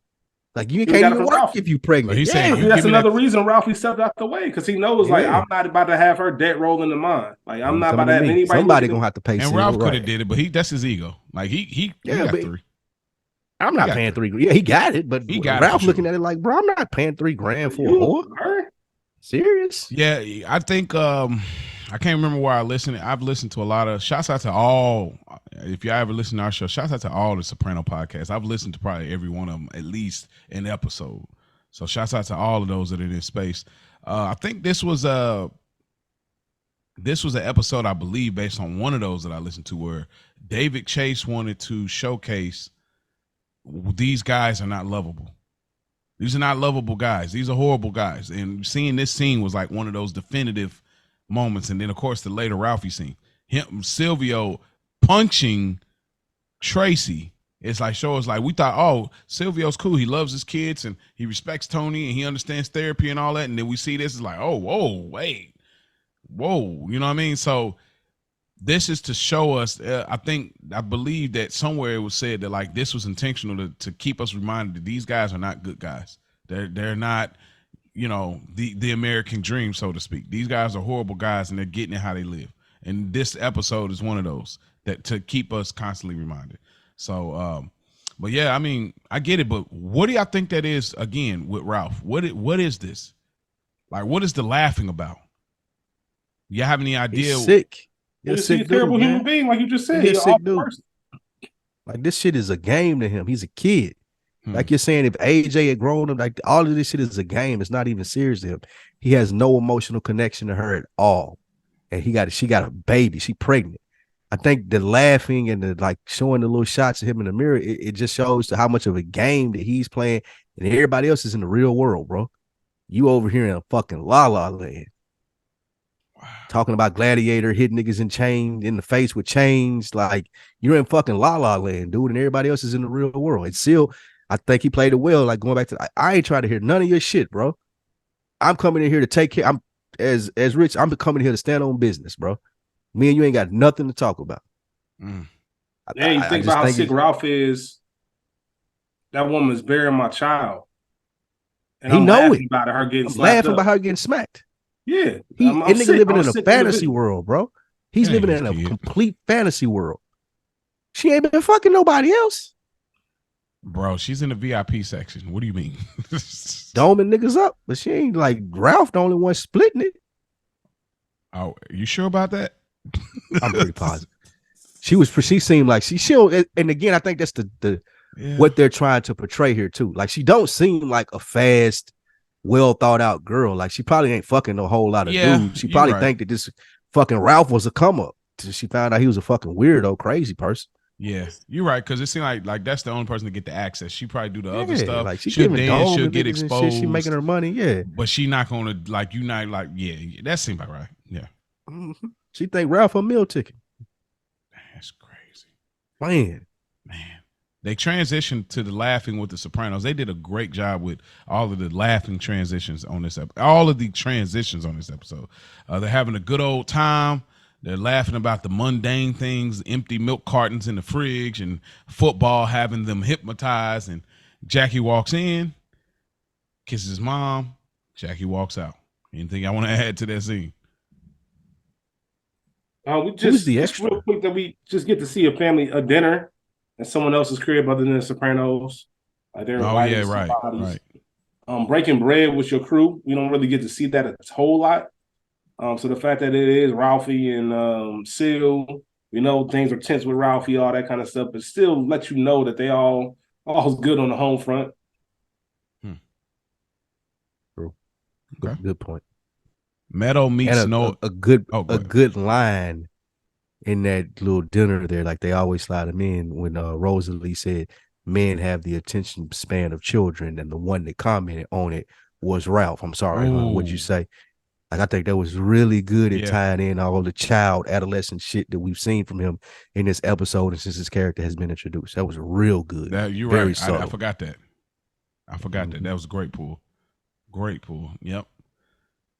But yeah, Meadow meets Noah's father. First time around, were y'all surprised that Noah's father was white? No, they told us, remember? Absolutely not. Okay. Remember when he asked him, like, where you from, Noah? He's your dad, yeah. Like, I'm Italian. My mother's African American, my father's Jewish. Jewish. And they can't ask you about religious affiliation. So what you check? African American. I said, we knew. Yep. It's a very interesting thing. Do you think that his father actually knows Tony Soprano and what he does because he's an entertainment lawyer? So this is my play. Okay. Well, not necessarily a play, but this is the moment. I think Noah and his dad had a conversation off screen, which led to the abrupt breakup. For one, Noah was still kind of into her just a little bit. If he wasn't, then this is real diabolical. Because you don't just introduce people to your parents. That's true. I could see if it was on some like, oh, we ran into you at the mall type shit. I didn't know you was gonna be here. I happen to be here with Meadow, but this is a planned dinner, right? So you are planning to introduce her to your pops. Part of me thinks that after this conversation, and another thing is, most parents, they asking about you. They might ask what your parents do, but he specifically asked what kind of work is your father into. Not like what do your parents do and shit like that. So maybe that's an old set mind frame of thinking, or maybe he really knew like Soprano, huh? Like, is this your dad? What does he do? And afterwards, he told Noah, like, absolutely not. Because we know to what extremes he goes. He put a restraining order on Caitlin. You know what I mean? And Noah even knew that. Like, you obviously don't know my dad. Like, if you think that I'm playing about no that. smiles. So he probably said, yo, get rid of this girl. Like, this is not why you at Columbia to mess with some mobster's daughter. Like, what are you doing? And it wasn't even what you do. It was real subtle. What business is your father in? Yeah. Like, what type? Like, not even what's his profession? Where did he make his money? What business does he do? Real snob and arrogant like Noah is too. I also thought it was funny. They mentioned Tim Daly. I think his name's Tim Daly. They brought him up. I didn't catch that. Yeah, they brought up Dick Wolf, but they brought up Tim Daly. Remember, because he said, and she was like the from Wings, and they said, yeah, he did his deal for the Fugitive. Man, what a pool! And that was dude that was in here. Yeah. He was. Yeah, Tim what a Daly pool! ends up being What a a Sopranos. pool! Damn, that was a good catch. I never even put that I didn't together catch till that. you just Great. said See, that. That show is a dude from Wings. Tim Daly. Oh God, boy. He ended up being a Sopranos. That's some crazy. good. That's some really good material right there, nigga. Yeah, I can't he wait. started coming into the scene. Damn. I wrote. Look, see, that's all I'm saying, bro. It's so much laughter here. I love it. Oh, Sopranos is a funny show. Every episode is a different show. It's a comedy, bro. It is a comedy show. I just, yeah, but I think that was a good. That's a good pull, Rich. That off-screen conversation that probably happened between Noah and his dad. I think a lot of it has been giving Noah apprehension up to this point, but his dad gave him the final nail in the coffin. Like, nah, yep, you're right. Whatever you were feeling, you about to end it. You told me about the roommate, whatever you need to use to get out of that, get out of that. Because you can tell that they think that they consider themselves a blue blood family. Like this man is referring to Dick Wolf as just like whoever. Like Dick Wolf, that man ran TV for 20 years with Law and Order and all the different spinoffs from it, and he looking at him like, New York Undercover, whatever. Forget that. I love that show. And that was really the final nail in the coffin for dude. Like, she watched New York Undercover. And don't forget New York Undercover. There was an episode where Mustang Sally was on that episode. Really? He was dealing guns to the blacks. So the blacks. This guy. I'm a part of the blacks. I'm flexing. You're flexing. We need them shirts for sure. You need them. You're flexing shirts. Yeah, that's the first release right there with the emoji, all that. It also speaks to when they had the conversation after the dinner. It speaks to Meadow. She grew up in a household with loyalty. Like when they were going to see the movie, Dimension 13, and she said, I told Caitlin I would call her, versus Noah's like, man, forget it, like drop it, like look, she's ruining our lives, whatever. It speaks to the difference in their upbringing, because Meadow is loyal to those that are loyal to her. I feel like she feels, because her father, how she's seen him rock, versus Noah has a whole different interpretation. But what did y'all think about that? Tone deaf. I thought she was kind of tone deaf. She should have understood why. I'm not. You gotta understand why nobody want to hang around your crazy friend, man. No, that's insane. That's big facts. I agree, but I think that what's in her blood, that was a good point that you said. You're absolutely right. I do agree with you in that, but I do think that she was kind of tone deaf in the sense of like, well, what are we doing? Like, yeah. But I mean, this is like Tony dealing with Christopher Moltisanti. It's like I should have. The minute I found out you said they'll pay season 1, they'll pay me to play myself in a movie talking about the mob stuff and script and trying to be an actor, I should have whacked you then. You wasn't made or nothing. So, but I'm loyal to you as Tony Soprano because you're my nephew. So I feel like there's like that element in her blood, but you're absolutely right. It's tone deaf. You know anything about Dimension 13 or Dimension 13, Rich? I didn't know. No. I looked it up, but it was a lot of details and I didn't care enough to bring all that to the table. I didn't know if you looked it up or didn't, but it is what it is. Nah, man. That was a little bit out of my wheelhouse. All right. Ralph in the Bada Bing. And here we go. This is like the whole build around the episode. Tracy disses Ralph twice, and rightfully so. And Gigi says, I like this girl. And I think he likes her because she can do what he can't do. And it's to get back at Ralph. She's like, are you even a man? Which is so weird. Again, we talked about how we feel about Gigi. Like, it's just this weird thing where like Gigi doesn't have captain qualities. He would be a great soldier like he did when he killed Philly Parisi. But yeah, they go outside. She smokes a cigarette. While being pregnant, you're a mother. In the words of Keke Palmer's baby daddy, you're a mother. This whole thing is a toxic situation. This is toxic between them two. Ralph starts to have a conversation with her, and he starts to set it up beautifully. Saying, I'm gonna take care of my son. If he's my son, I'm gonna name him Ralphie. If it's our daughter, we'll name her Tracy. It should be a whore like our mother. And So then he just real quick, yeah, go for it, man. I just put in Dimension 13 in Chat GBT. It's the film combines elements of family drama with traditional horror motifs. It's a low budget feature, and while not critically acclaimed, it's by Francis Ford Coppola.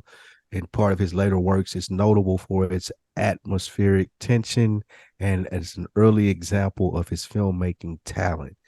It's about a lady who hid the death of one of her family members. She died while they were on the lake. She dumped her in the lake instead of reporting the death, and tries to get closer to the mother-in-law to ensure she's still included in the family's inheritance. Wow. So interesting. Interesting. What year did it come out? 1963. Yeah, it's a black and white. I wonder what the connection is to here, because I mean that's very intentional. Obviously, every film they bring up is intentional. Yeah, it's something. It had something to do with it, 100%. Well, y'all can go to I don't know him personally, but shouts out to Soprano Autopsy. Go check out his website. He has every episode detailed. Y'all can check it out. He has little clips, all kind of stuff. He was on Talking Sopranos with Steve Sciarippa and Michael Imperioli. He was one of the super fan episode that they did. He's very good at what he does. I can check that out.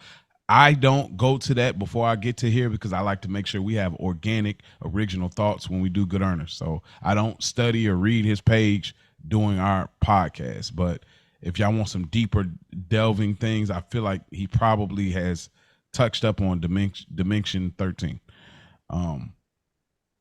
But yeah, Ralph goes outside. She spits on him. She gets a punch off. And she said, and then he punches her back, and she said, okay, that makes you feel like a man. And then he gets triggered. He pretty much kills her. Walks in, puts his fist in a ice, and he says that she fell and slipped. I don't know. Tony Wells off on him. And that's the scene. What do y'all, it's a lot there. What stands out to y'all, man? Sad scene. Yeah, 3 in a row, man. We get 3 crazy episodes. Not crazy, but brutal kind of scenes in these episodes. Yeah. You know, starting with what happened with Dr. Melfi.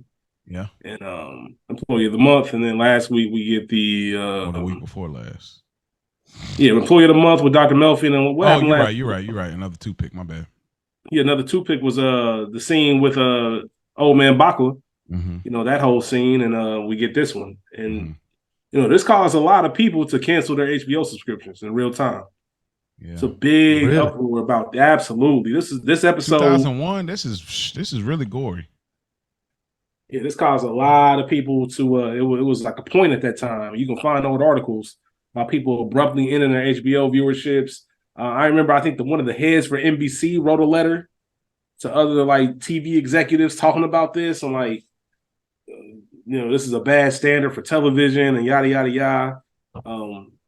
Which, of course, it was later said, you know, it was probably just jealousy that they couldn't do the freedom, didn't have the freedom that shows like Sopranos did. But outside of obviously the terrible tragedy, just let you know Ralph is a piece of shit, which we already knew how fragile his ego is.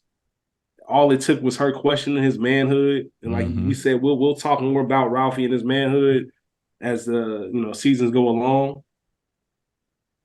But how oblivious he was to what he just did. There was no panic about him. There was no. He walked in, and all you could think about is he needed some ice. What happened to Tracy?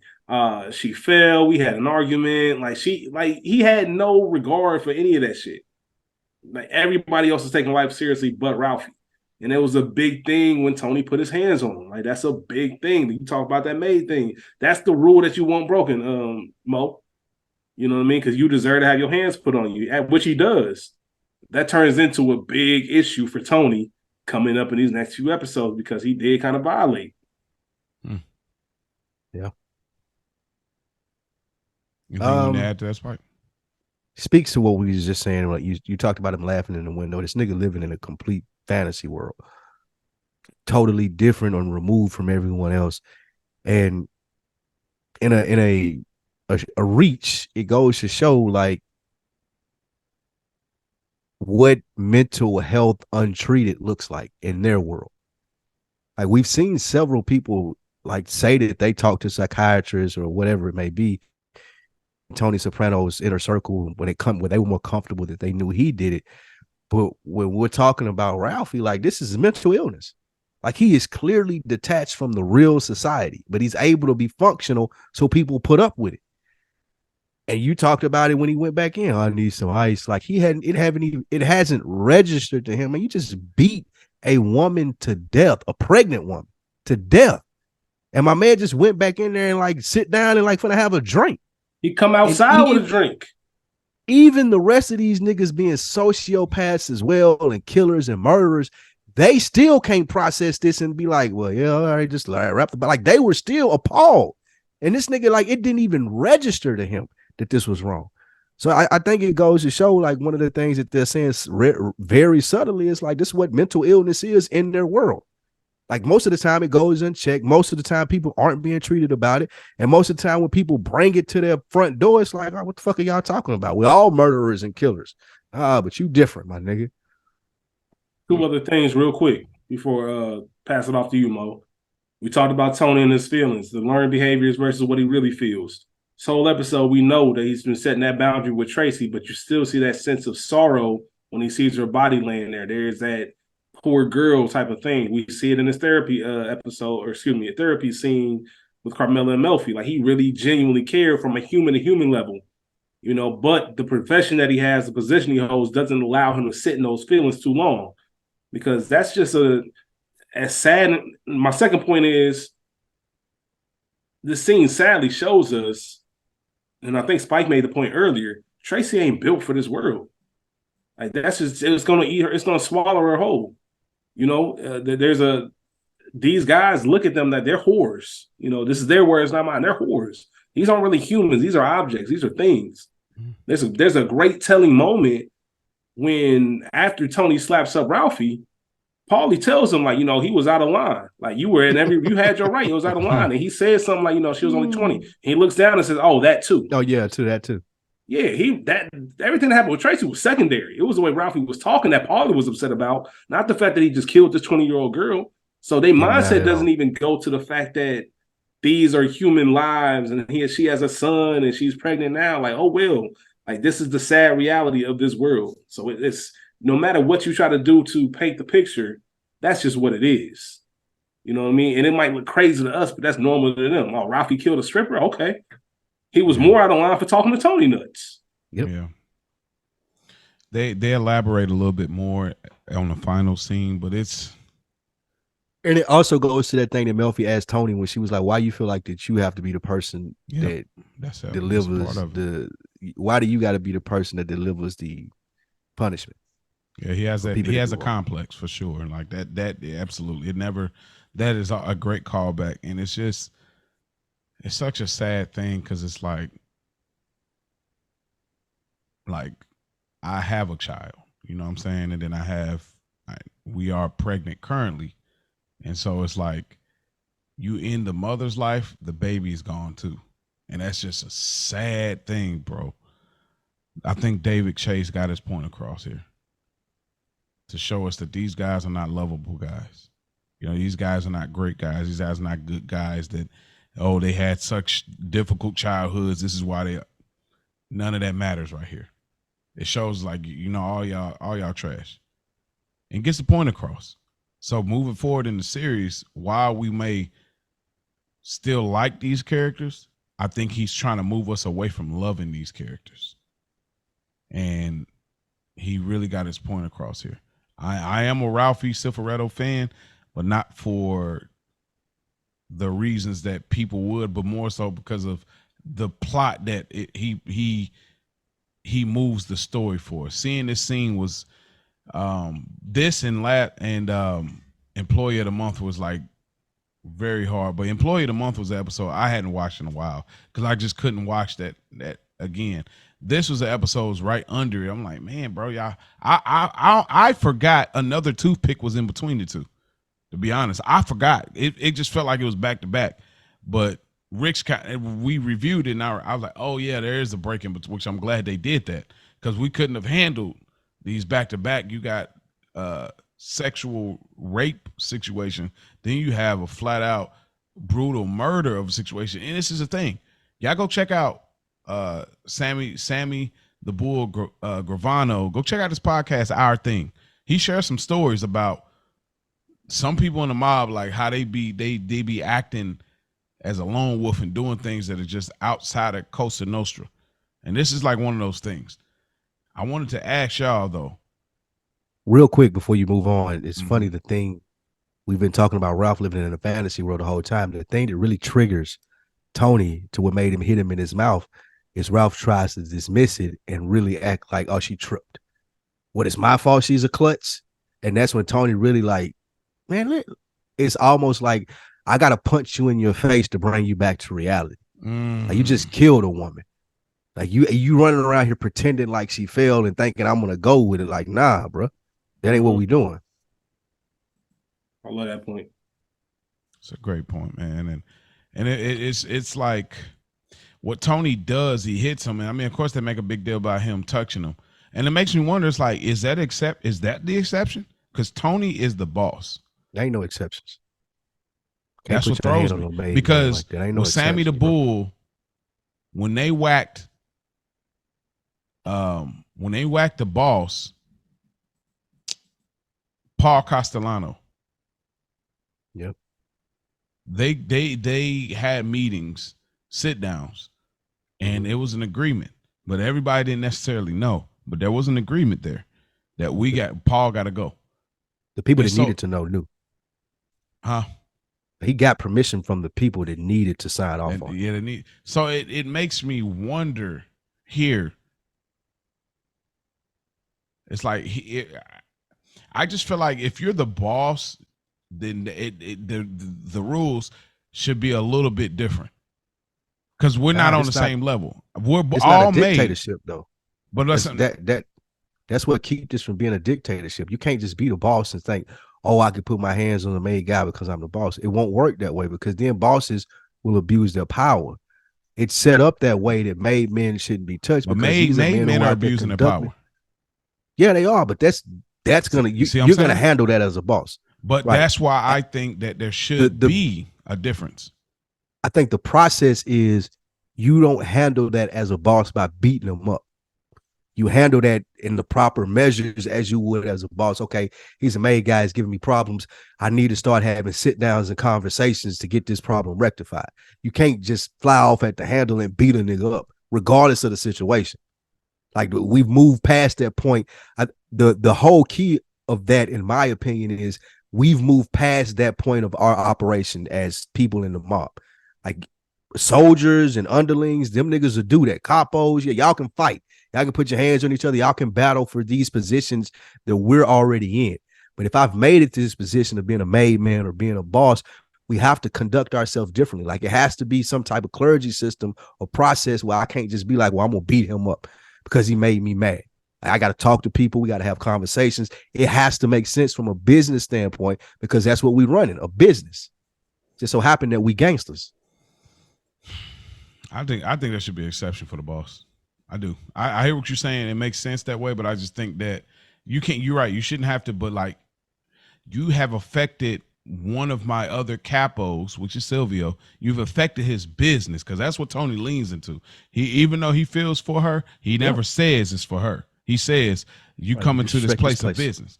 So, because he knows he can't just say it, because you can't do it off personal feelings. I feel like there just should have been an exception. It's like, bro, you done already hit Gigi in the eye. You come in here, you're making your jokes. You come in here, you're putting your bloody hand in it. You're messing up the business. And this is a racket for me as boss. I'm putting hands on you because you're messing up one of my rackets. And I've told you no fires. I've told you Gigi is the boss, but yet you're giving him a hard time. I've told you so many times, stop doing these things, but you keep doing it. Even Tony even acknowledges, this is why I didn't make you boss. Mm-hmm. So for me, there it is how it's set. How it's set. I'm black. This is an Italian mafia thing, so it has nothing to do with me.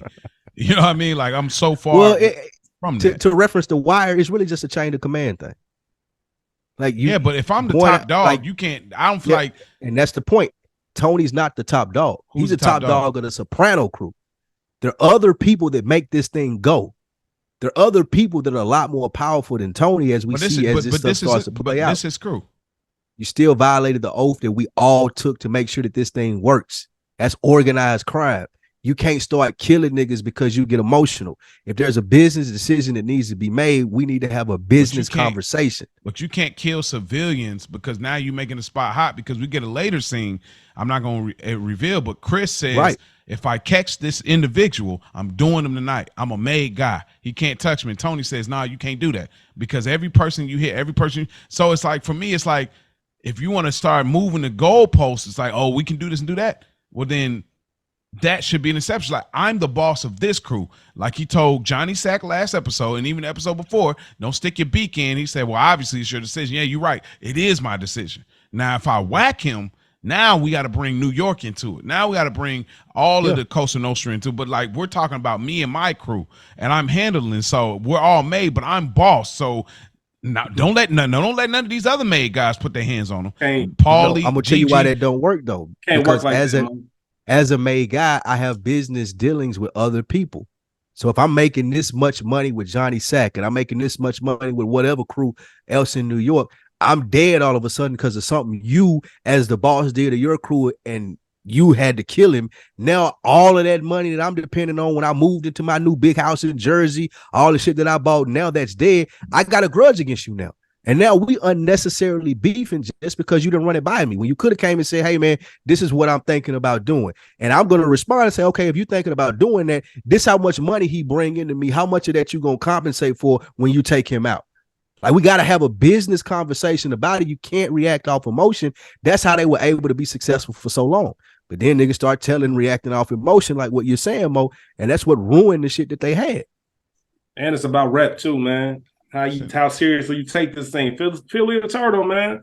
Either has meaning or has no meaning. Like, you don't want to be the weird crew. You don't want to be the one where, when Phil said it in that speech, man, I heard they don't even prick their fingers. Like, you don't want to be that crew where the word about you is you do things a certain way, because we're not going to take you serious. And when it's time to have these talks about getting rid of y'all, they're going to go over a lot easier, because you don't even follow the rules. The rules are so much bigger than just Tony's crew. I get what you're saying as far as you need to put a lid on what you got going on, but there's certain things you can't step over, even if you are the boss of your crew, because you're not the boss of this whole thing of ours. And if word gets back to the New York families about how you handling your business, that's going to look bad on you overall, because you really, you trying to check your crew in spite of this thing of ours is a no-no. This thing of ours always comes first. You need to find another way to get that shit under control. Yeah, I would have sent him to New York. Like that would have been just like, okay, he's no longer part of this. Like, I can't whack him. All right, Johnny Sack. All right, take him.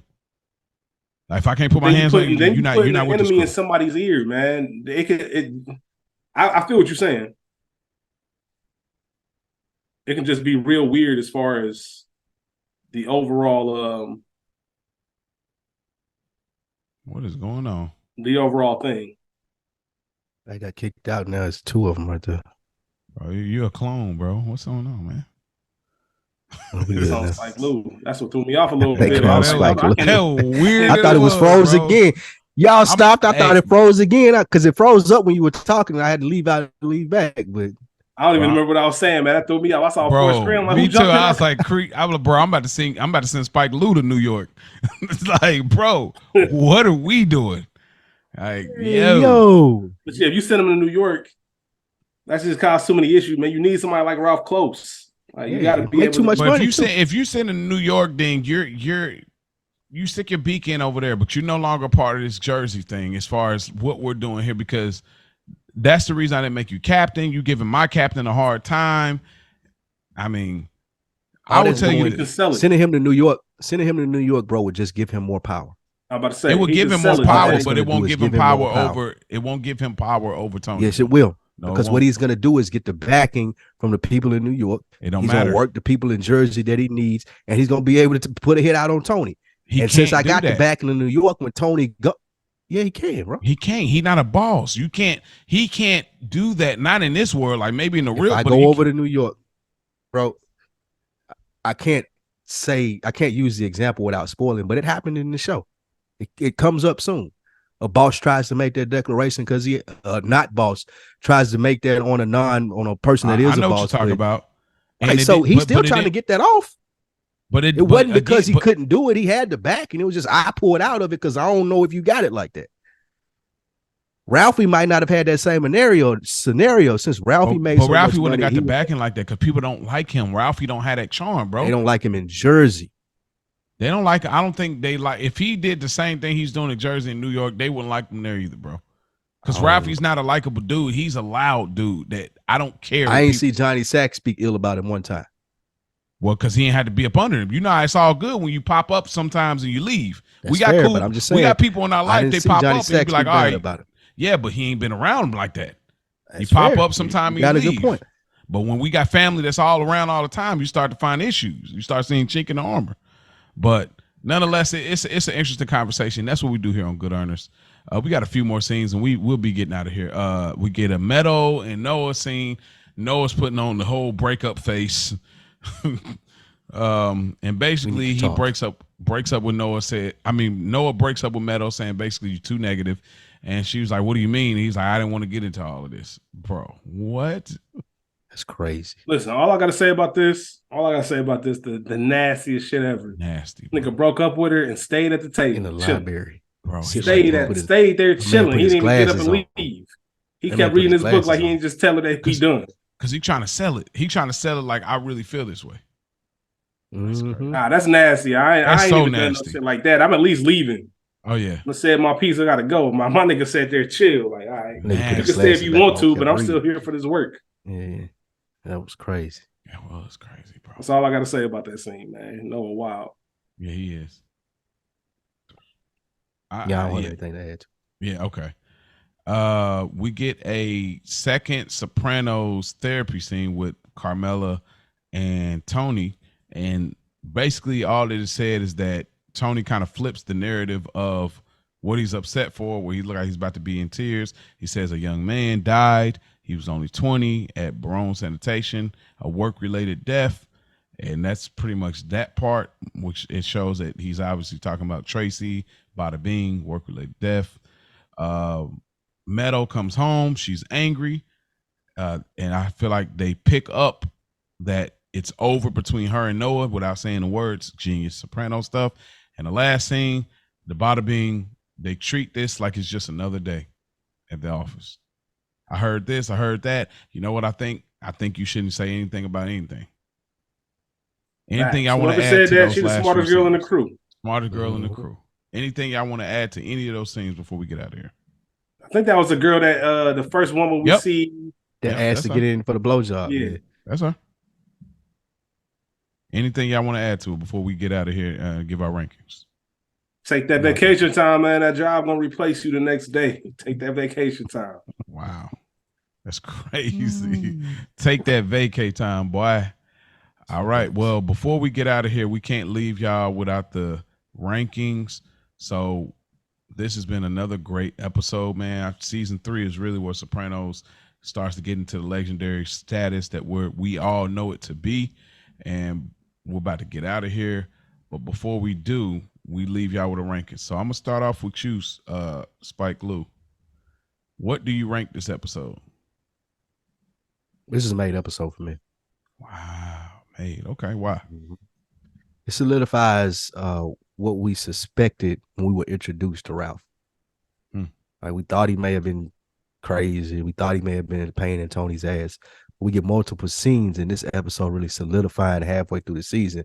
No, this is the asshole y'all think he is, and this is going to be a problem for Tony. Whether it be a problem of him just being a thorn in his side, or whether it be a problem of him pissing him off enough to where I got to beat him up and deal with the repercussions of putting my hand on a made guy. This was a great episode for him showing that, putting an end to the Noah and Meadow situation. Great tie up on that. I really enjoy this episode. It wasn't too much fluff. Okay. What about you, Rich? I got it as a good earner. That is a good earner. I enjoyed everything about it that Spike just mentioned.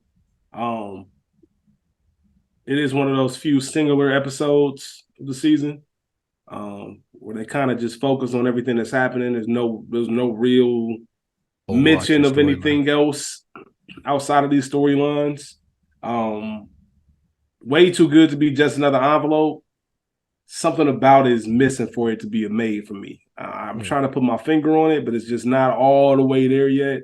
Definitely an iconic Sopranos episode though, because of what happens. And like you said, if you didn't know by now, then you know Ralphie is this Ralphie Tony situation. That's the most interesting thing for me that comes from this episode. What's the ramifications of that?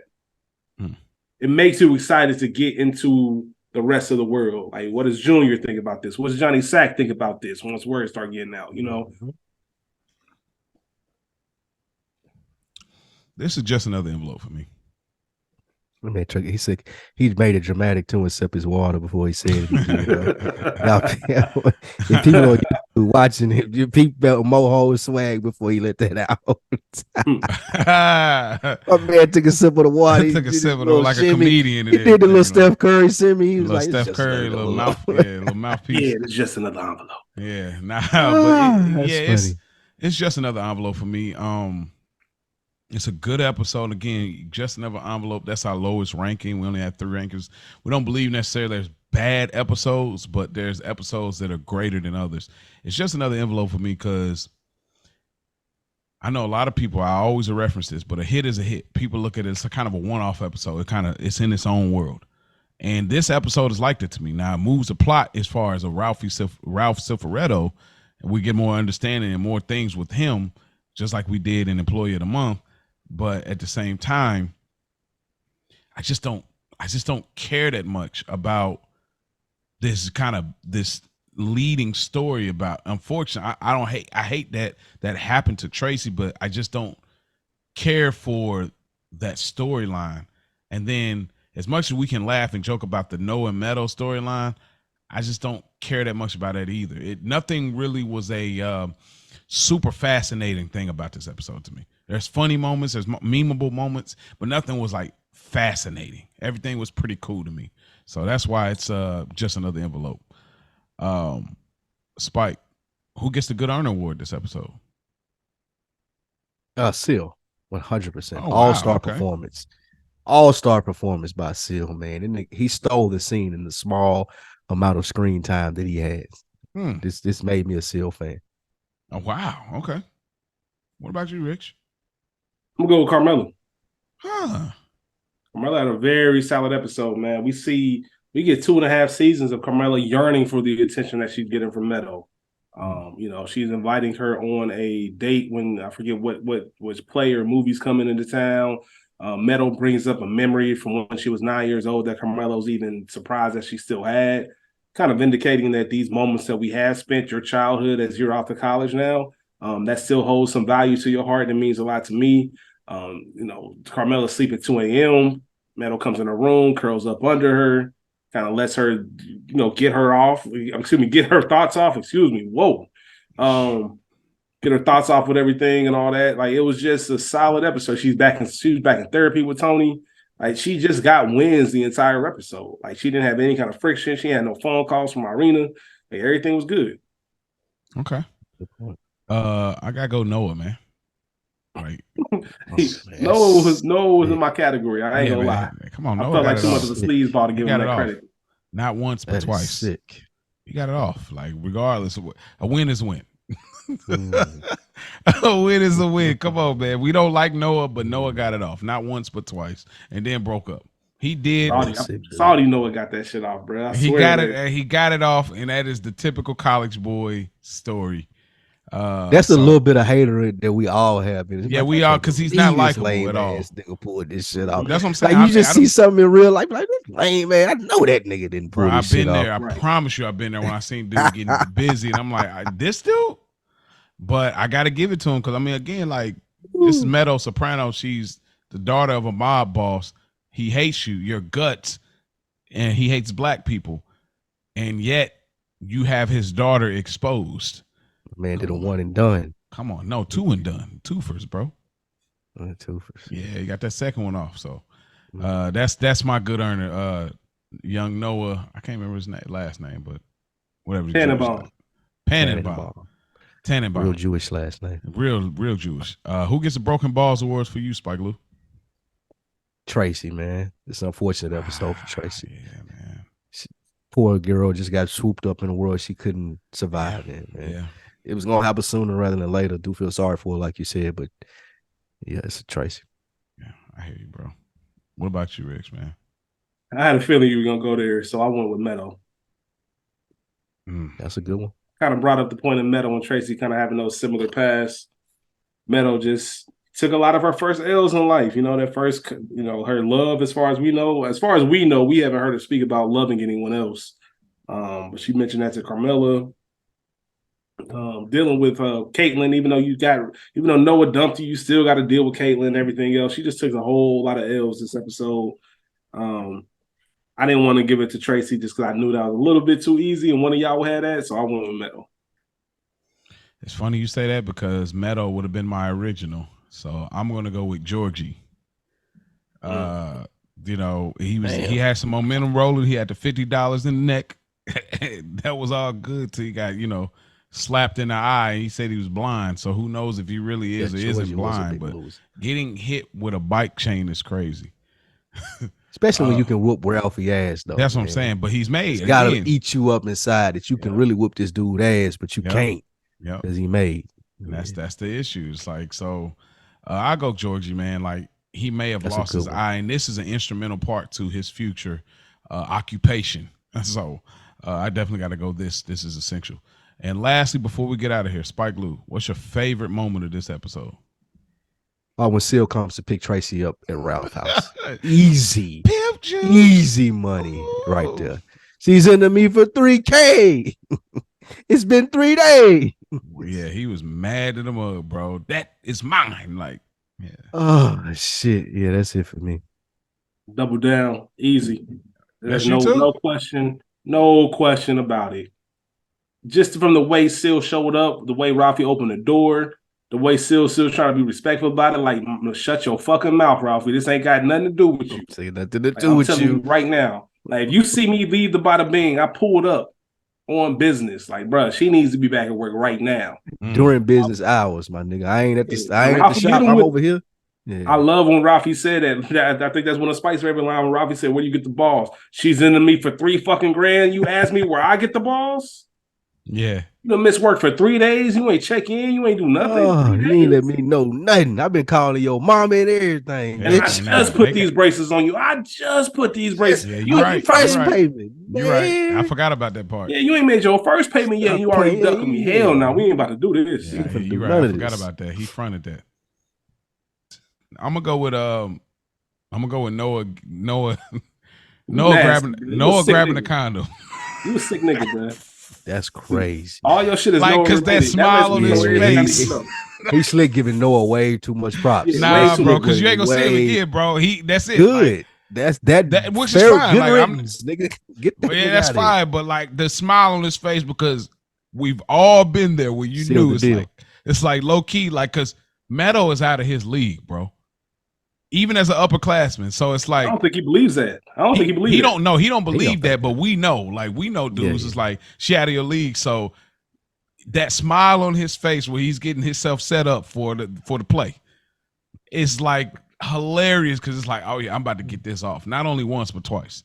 So it's like, that's definitely by far the best scene. Like, you got this off. She's seeing butterflies. She's building a relationship with her mother all of a sudden now. Yeah, you got it off, bro. So I definitely, shouts out to young Noah. We ain't gonna see him. I don't think we'll see him. Maybe see him one more time. I don't remember. Good riddance. But that is our episode of Good Earners reviewing The Sopranos. But before we get out of here, if y'all want to support us separately, we got other things going on. Rich, what you got going on, bro? Right now, Culture Garden Podcast, we are on a break. It's the end of the quarter. It's last week of September, but we will be back next Thursday. Every single Thursday, we have movie reviews for you. So that will be resuming next Thursday.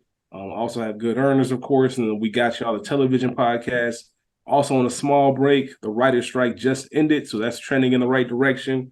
We need that active strike to end too, but we do have some good shows that are coming back up that we'll be reviewing. But right now, most consistently, Culture Garden and Good Earners. All right. And what about you, Spike? What you got going on? Where they can find you?